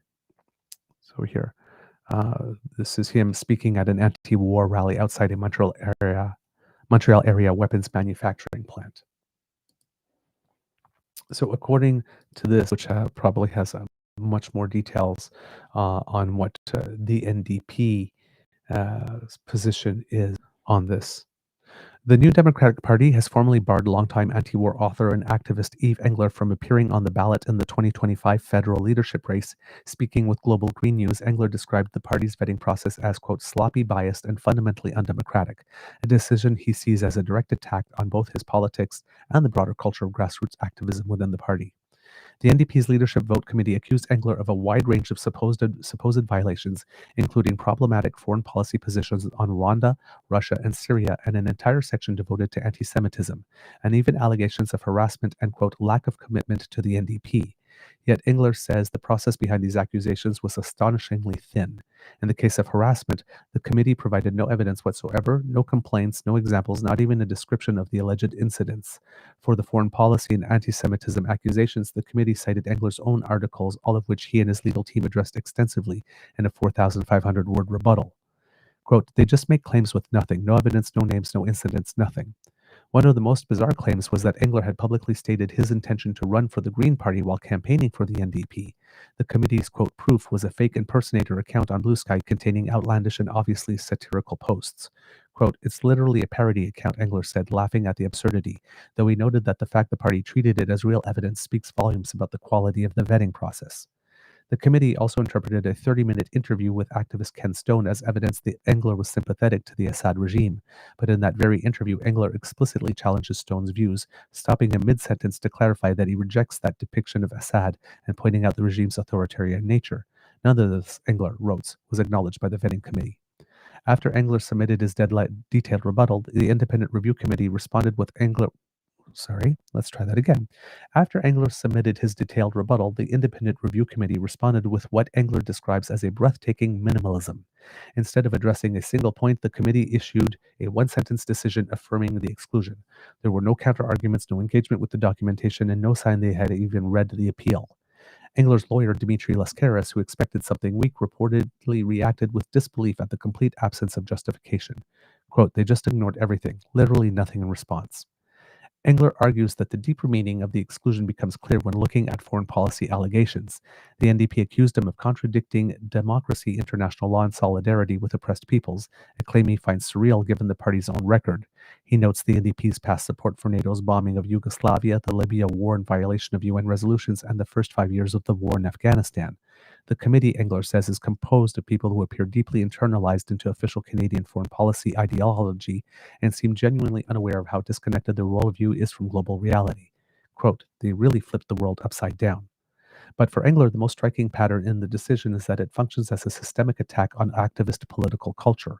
The harassment allegations, he argues, are simply attempts to criminalize public confrontation of politicians, a tactic long used by grassroots activists to hold power accountable. The anti-Semitism and foreign policy accusations, meanwhile, amount to policing acceptable political language, especially around Palestine, NATO, and Canada's imperial role in world affairs. The message, he says, is unmistakable. Dissenting left-wing activism is unwelcome in the NDP leadership race. Quote, they frame confronting politicians as harassment. That's an attack on activism itself. In response to the exclusion, Engler will now appeal directly to the NDP Federal Council, the only body with the authority to overturn the decision. He argues that the council must intervene to save party democracy and prevent what he sees as a devastating blow to the party's credibility.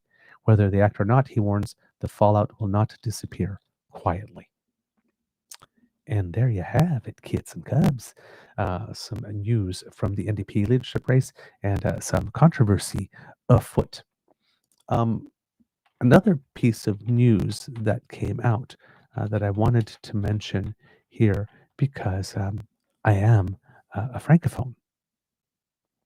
And it seems that the government of Canada has announced that it wishes to host an upcoming summit of La Francophonie. So that could be really interesting. I was trying to find more about that here. There we go. I knew I saw it somewhere. This is from, hopefully, I will be able to access this. Come on, computer, work with me today. I have to coax it and convince it and cajole it to wanting to be helpful. This is from the Toronto Star and Tonda McCharles. Prime Minister Mark Carney says Canada will bid to host a 2028 summit of 90 francophone states and governments in the nation's capital. It comes at a time of billions of cuts to foreign aid for an event that could be staged against the backdrop of a language-sensitive debate on Quebec sovereignty.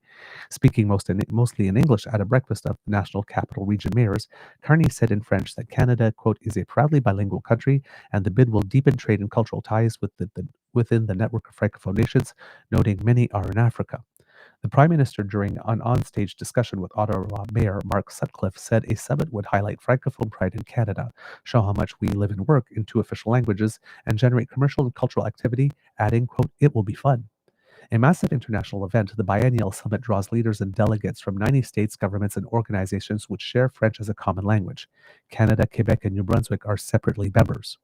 In a nod to Congo's ambassador in the audience, who heads a group of Francophone diplomats, Carney said, quote, we're counting on your support to make a successful North-South collaboration. There was no single in the recent budget that Canada would aim to host the event for a fourth time in the history of the International Organization of the Francophonie. The Prime Minister's plan came as news to a couple of ministers who could be on the front lines of any huge international summit. When asked if there's a budget for security or emergency management for the event, Public Safety Minister Gary Anandansangari and Emergency Management Minister Eleanor Olszewski were unaware of the bid and deferred to their offices, which later offered no further comment. Mark Miller, the Minister of Canadian Identity and Culture and Official Languages, deferred to Foreign Affairs Minister Anita Anand, saying the bid would be led by Global Affairs Canada. In an interview, Anand said she is, quote, beginning conversations across governments about what it would cost to bid on and host the event and has only preliminary estimates she would not release. Anand said she will calculate costs and, quote, benefits that would accrue to federal, provincial, and municipal levels of government. She said she spoke to Ottawa's mayor about it Friday, intended to speak to an Ontario provincial cabinet minister Monday night, and would speak to the international head of the Francophonie, Rwanda's Louise Mushikiwabo, on Tuesday. Anand insisted Ottawa has, quote, the wherewithal and capacity to host such a massive event, as she emphasized it is an opportunity, quote, at a critical moment geopolitically for Canada to showcase its commitment to multilateralism. Asked how Canada might expect support from French-speaking countries, particular African nations, at a time when it is cutting $2.7 billion over 4 years from foreign aid spending, Anand suggested Canada's bid to step up again to host is welcomed. Quote, listen, partnerships go two ways, and as the international aid system faces re-examination of efficacy and purpose, what we will do is remain actively engaged in discussions on aid reforms that seek to establish more efficient and more effective systems that benefit all countries.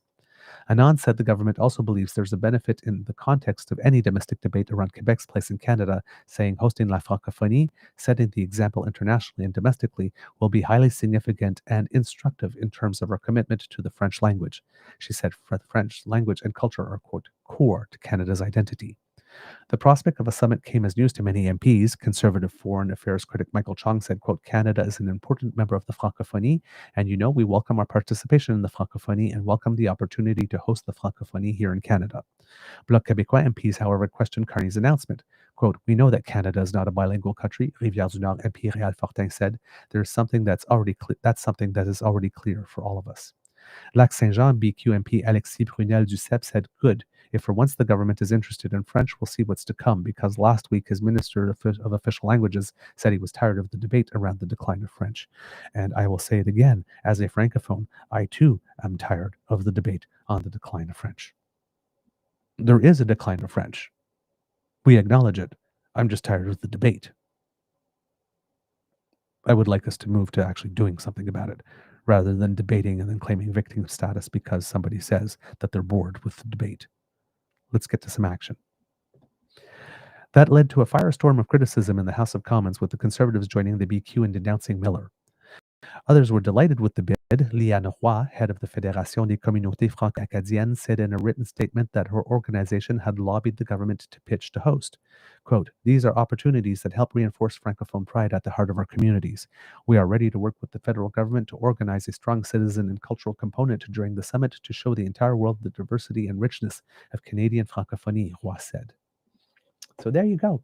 A little bit of a piece of news that didn't get a lot of attention, but particularly since a lot of nations of the francophonie are situated in Africa, and we're talking again about global trade and making these ties, and Africa seems to be the country so far that we are ignoring. We've been having talk with South American nations with Mercosur, and we had talk with Asian nations with ASEAN and free trade deals with Indonesia, and talking to Thailand, I think it is in the Philippines, about free trade deals with them. We've got the SAFE Pact with Europe that gives us access, I think it is, to like $214 billion in defense projects, and that we have a chance to build on. We're making over the Horizon deals. We're purchasing that from Australia. So it seems that we've got something going on every continent except for Africa. So this Francophonie Summit will definitely help with that.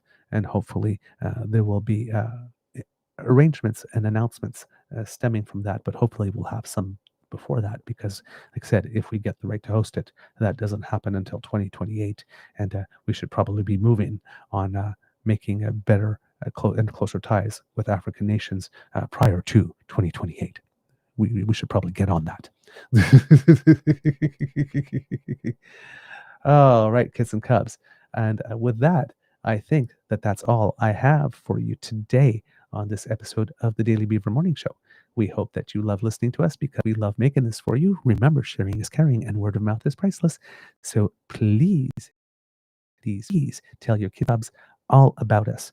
I know, kids and cubs, that you've been mentioning that my camera has been stalling a little bit today, and I've just seen a little bit of it there myself. So I apologize for that. Not sure what is causing that. I might have too many tabs open, and that might be the problem. But I really don't know what's causing that. I also saw some comments in the chat, and it's not the first time I see these comments about the fact that we talk a lot about the machinations and the parry and thrust of what's going on in Parliament, the parry and thrust of what's going on with parties, what's going on with Pierre, that type of stuff, and that some of these things appear to have a negative tone. I do not know what to say about these comments, to be totally. The only thing I can tell you is that this is a show that openly brands itself about being about Canadian politics and culture. So therefore, we discuss Canadian politics. It is not intended to be a good news show that cheers for any government of the day or cheers for any particular prime minister of the day. It's not a pylon when we are critical of the government of the day or the prime minister of the day, because we are the first to say that we should be looking at the own team that we support, and we are openly progressive or centrist without being partisan. So clearly when we have that type of leader, we are more prone to be positive about them, but we're not their cheerleading section. So we will have critical things to say about the government of the day. We will have critical things to say about initiatives that seem good, but maybe lacking in a spot or two or can be reinforced. And it doesn't mean that we're piling on the person who proposed it or the policy of the day. It just means that we are pointing out things that could be better. And yes, politics is known to be as a blood sport, and it is nasty, and there's a lot of negativity in it, and we do cover that. But we also do try to cover the good news stories about Canada and things that are happening. We talked about the deal with the UAE that's going to bring in about $70 billion. We mentioned a couple of days ago that our trade with Germany has increased a lot over the past few years. We've talked about free trade with Indonesia, free trade with Ecuador. We've talked about the SAFE program and signing those deals. We've talked about the things with the Major Projects Office. We've talked about the MOU. These are all good news stories. We've talked about, many countries with whom we're signing deals along the way. And, while our shows are not entirely about these things, we are bringing to the attention the positive things and the good news stories. It's just that, yes, it's politics, and there's a lot of hair grabbing and punching in the kidneys and swiping at the feet and low blows in it. And we cover it because we want you to know what's going on behind the scenes. We want you to know when the Conservatives get their clean clip and say, well, this is what we stand for, that it's not what they stand for because how they got there and all the nastiness and the lies and the deceptions. Yes. And vice versa, same thing with the federal government when we have critique, for example, of Tim Hodgson, who is being sold to us as this guy that gets things done and this this great business person, this great mind, but when he doesn't appear to know better than to suggest that you can do nation-to-nation negotiations that are serious with a nation that has claimed for 60 years that they don't want a certain thing that you're suggesting that you might do anyway, that Zoom is an appropriate place to do it. We're going to criticize that.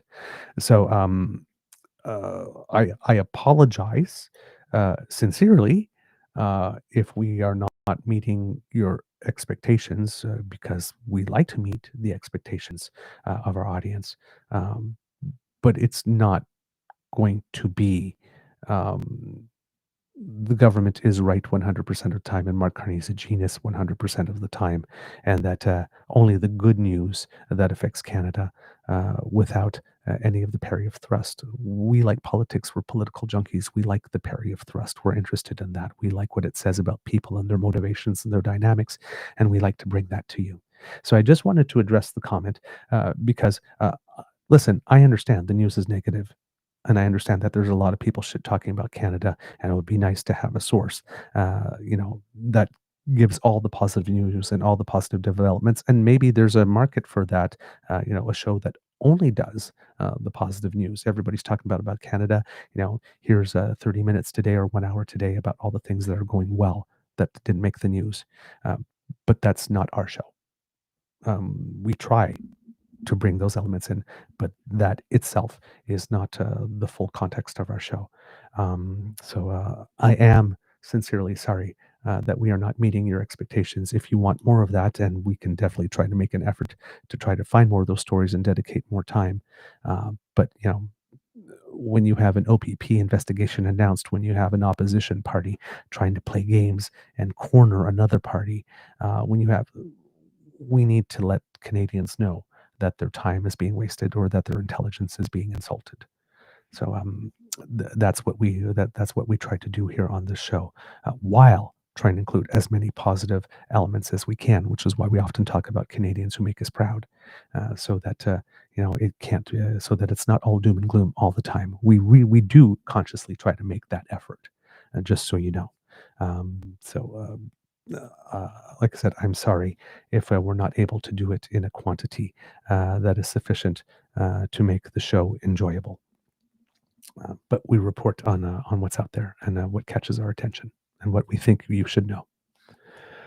All right. As we mentioned, kids and cubs, that's the end of this episode of the Daily Beaver Morning Show. We hope that you enjoyed this because we loved making this for you. Remember, sharing is caring and word of mouth is priceless. So please tell your peeps and poops all about us.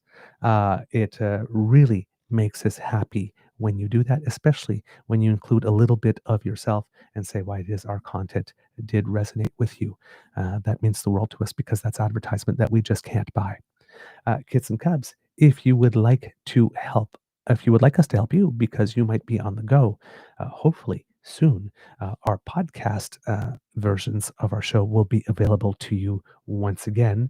And in order to access them, kids and cubs, you would take a trip down to the True North Eager Beaver Media pod page site, which is brought to you by our good friend, the Ray Girl, who sponsors it. If you scan that QR code, it will bring you there. And if you're listening, that's podpage.com/the True North Eager Beaver with a hyphen between each one of those words. And when we have something fresh off the podcast bandwidth, it comes directly to you, kids and cubs. And that way, we are lightweight and portable. You can take on your day and take us with you, keep informed, and do democracy at the same time. How's that for a deal? I think it's a pretty good one. Now, kids and cubs, if you would like to help us, we would love your help. And you can do that by grabbing your e-surfboard and hanging 10 and going on down on the surf to our webpage.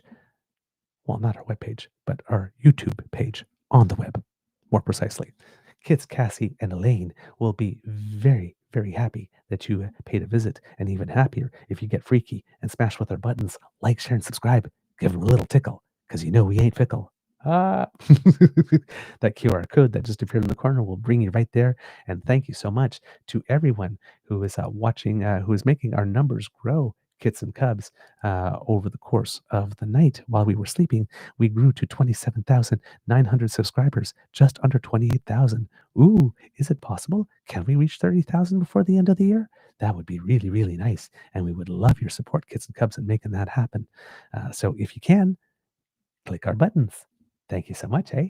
And if you would like to help us in other ways, kits and cubs, we have an emergency hydration fund here at the Beaver Lodge where you can support our show with an enthusiastic expression of encouragement in the form of a couple of loonies or toonies in our tip jar.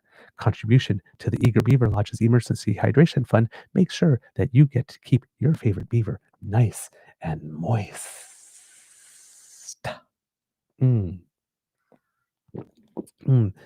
Humidity never tasted so good, kids and cubs. So if you would like to keep your favorite beaver moist, because a moist beaver is a happy beaver, I think Kit Saucy would agree, then a couple of toonies and loonies in our tip jar would really make our day. Keep your eager beaver well stocked in hot chocolate, or your Mr. Grizzly stocked in dark black coffee, like his soul. So he claims. But we know it's not true because Mr. Grizzly's a sweetheart. We know that. His cover's been blown. So, kids and cubs, we appreciate all of your donations. Basically, coffee and hot chocolate are our staff. They help us write the show and produce it for you. So if you would like us to remain well-staffed, then please contribute to the Emergency Hydration Fund. Our staff keeps disappearing. I don't know where they go. As I'm patting my tummy.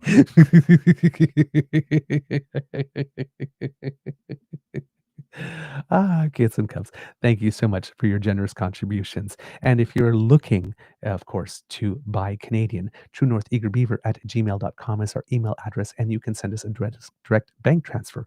That way the US CE Tech Bros do not get a share of your donation. In fact, that share comes to us. We get 100% of your donation, which means it goes further.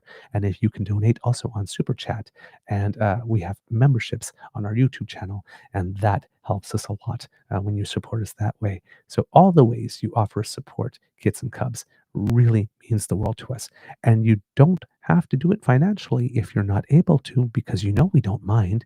We want the gifts of your attention and participation because those are the ones that mean the most to us. And you can still contribute to the show by writing to us at truenortheagerbeaver@gmail.com and let us know what you like about the show or what you would improve about the show. For example, wanting more positive content about Canada. And the note is taken and we will look for it. Just want you to know the note is taken. But do let us know. Write to us what you think about the show. Good, bad, and ugly. And if ugly, be gentle, as the person who made that comment was. Very, very gentle. Thank you for that. Do let us know what you think, because it's your show too, and we like to make it better for you. Thank you so much. Now, kids and cubs, if you want to reach us via our socials at True Eager at the Blue Sky Beaver Lodge, and also on our the Shitter account, True North Eager Beaver on Facebook, our original home. And if you happen to be listening on our YouTube channel, either live with the best damn fam in all of podcasting or on your own time, right down here in the comments section. We also have a Damn Fam Instagram and Discord. Hopefully the links will be supplied by our Damn Fam here in the chat. Thank you so much for doing that for us and keeping the conversation going. And if you like to spend wonderful time with people that are just delightful and learn a lot and share a few laughs along the way, I really do recommend the Damn Fam Discord. It's a lovely place to be with wonderful people. All right, kids and cubs, let's see. What are we at now? Oh, yes, because democracy is something that you do, kids and cubs. We have our petition, our Commons petition 6821 to encourage someone in the House of Commons to table a bill that would make it such that foreign media ownership laws, pardon me, I'm hiccuping, in Canada, will make it such that Canadian media should be by Canadians for Canadians and in the best interest of Canadians. So if you would like to sign this petition, I just put it here in the chat. It's House of Commons petition, ourcommons.ca, where you would go to find it. Petition 6821. It has 7,264 signatures so far. We need to boost that up. So let's get our signatures on that. And please share it with everyone you know in your circle, because you are influencers in your circle as well. Kids and Cubs also, for those of you, and I noticed that my camera has stalled again. Kids and Cubs, for those of you who are interested in sports, there is a great interview. It was on the National yesterday, and you might be able to find it online, between Devin Haru and Penny Alexiak, who unfortunately had to take a 2-year suspension from competition for having missed those 3 whereabouts appointments in a row. Within the space of 1 year, I should say. So she'll be able to compete again prior to the 2028 Olympics, and she's still training for that. But she wanted to go on interview because there was a lot of people maybe wondering if she was avoiding purposely these appointments because there might have been a doping thing. And she explains in the interview how that was not the case, and how athletes are regularly tested, even outside just whereabouts checks all the time, and with all her competition and whatnot, that she is indeed a clean athlete. It was just some administrative stuff or personal discipline stuff, or that was at play. In fact, there seemed to have been some confusion about the second whereabouts violation that she I guess had appealed it or something, and the decision hadn't come down. And when she recorded her third one, that's when she found out that she actually had a second one, and that her appeal had not been accepted, and therefore it was counts 2 and 3 at the same time, and therefore she willingly accepted the sanction. In fact, she did participate in I think it was the World Championships voluntarily before sanction had even come down, because she was afraid that she would win something and then it might be taken away from her when the decision came ahead. So in order to not be a distraction and avoid embarrassment to the team, she actually voluntarily did not participate in the last World Championships.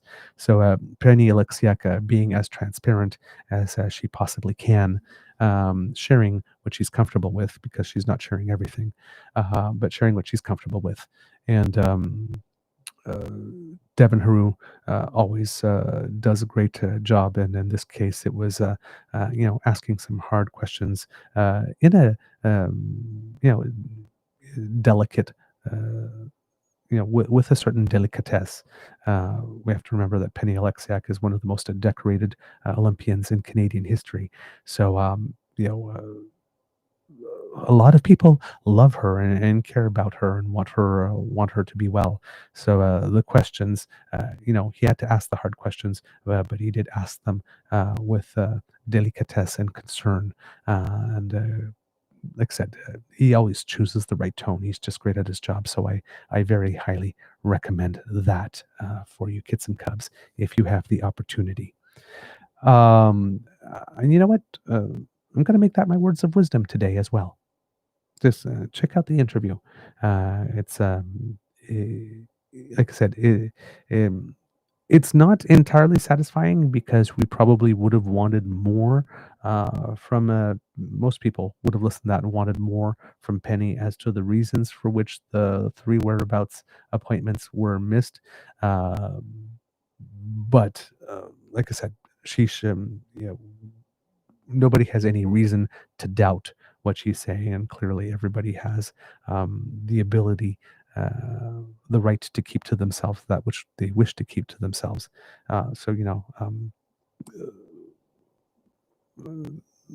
The reasons given aren't fulsomely described as much as some people would like, but you get a kind of idea, and this is what she's comfortable with sharing at the time. But I think the interview and the quality of the responses is good enough that you can take away a lot from it, and nobody out there seems to be contradicting what Penny Alexiak is saying out there. I haven't heard anything of the sort, and no claims from any of the agencies or bodies that she's been dealing with that would lead to suggest that she is not telling the truth here. So it would definitely be worth your time to check out that interview, and as well Mr. Grizzly's content, because that's always some words of wisdom to ask you to check out Mr. Grizzly's content. All right, kits and cubs.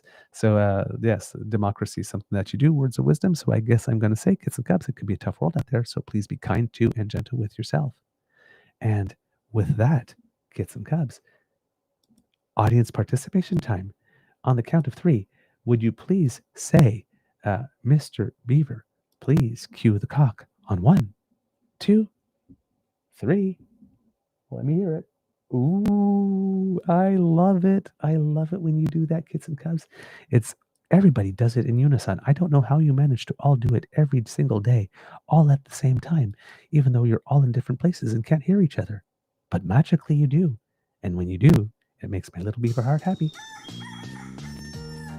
You are listening to a True North Eager Beaver Media Incorporated podcast. The True North Eager Beaver podcasts are proudly brought to you by our founding sponsors, the Misfit Mysteries from Corvid Moon Publishing, your source for science fiction, fantasy, and cozy mysteries featuring a broad diversity of characters, CanadianTarot.com, their uniquely Canadian online eclectic tarot community, and the Peppermaster, hot pepper sauces made from farm-fresh ingredients to thrill your taste buds and expand your mind. We are grateful to the Crier Media Network for its support, Pete Jarvis for our artwork, and Paul Joseph Something for our opening and closing sequence music.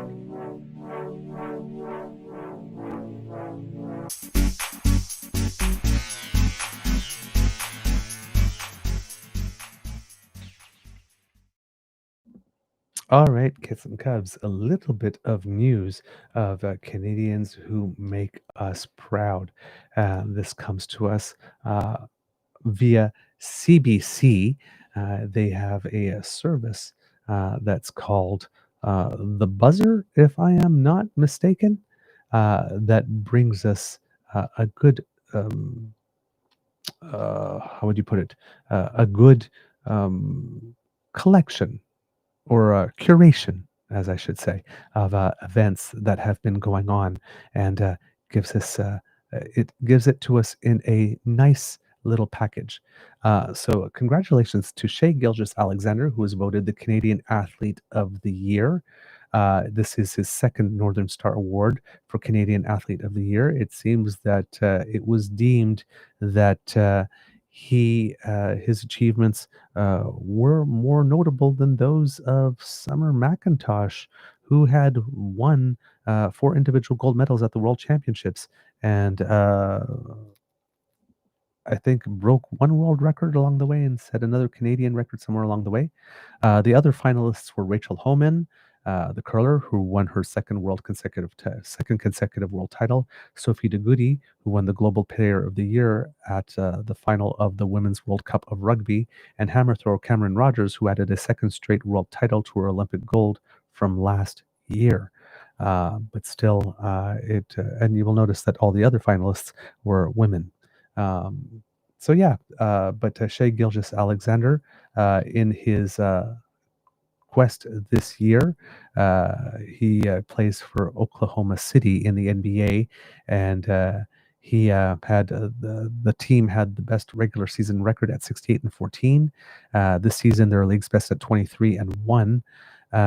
So yeah, and he's averaging 32.8 points per game, slightly better than his league leading rate from last season, despite playing fewer minutes. So setting himself to maybe win it again next year here. Also, Kits and Cubs, some additional news here from Canadians who are making us proud. At the last World Cup stop of speed skating, long track, Canadians won 3 medals. Isabelle Weideman earned her first individual medal of the season with a silver in the women's 5,000. Blondin took bronze in the women's 1,500. And on Saturday, Brooklyn McDougall and Béatrice Lamarche, along with Yvonne Blondin, took a silver in the non-Olympic women's team sprint. So I guess there's a relay and a sprint, and one of them is an Olympic event or not, and the other one not. So there you go. As we mentioned, Valérie Grenier won a bronze medal in the giant slalom at Mont-Tremblant on the World Cup of Skiing. And Michael Kingsbury, who people are waiting for to compete so he can maybe collect his 100th career World Cup win, was bothered by a groin injury heading into Sunday season opener in Finland and decided not to compete in the final round and sat out competition the next day as well, in which Julien Viel took the bronze. So that's another good event for Canada here. And also Brendan Mackay won the inaugural men's ski halfpipe tournament in the Snow League, which is a new league that was created by snowboard legend Shaun White. So there you go. And Canada's Naomi Unes also landed a medal in big air at the World Cup, her second medal in as many weeks. So that's a good result for her heading into the Olympics. Since we spoke about Summer McIntosh, she broke another record at the U.S. Open Swimming Championships in Austin, Texas. She had already broken one on Saturday, winning the women's 200-meter butterfly in 2:02.62, the fourth fastest time in history. On Thursday, she had won the women's 400 freestyle in the second best time ever. She already owns the world record. And Canada's Mary Sophie Harvey in the 400 women's individual medley, and Elia Caroon in the men's 50 butterfly also captured golds in Austin.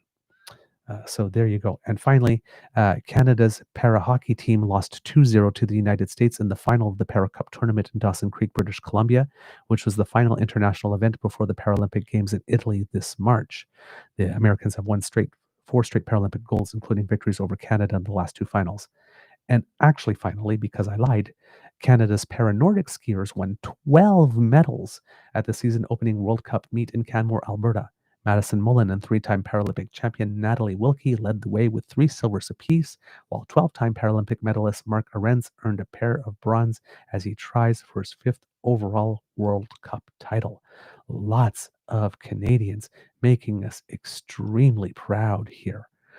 So there you go, Kits and Cubs. Lots of happy news to end the show. And with that, I say amour et bisous, big hugs and kisses, and I will see you tomorrow. Adios.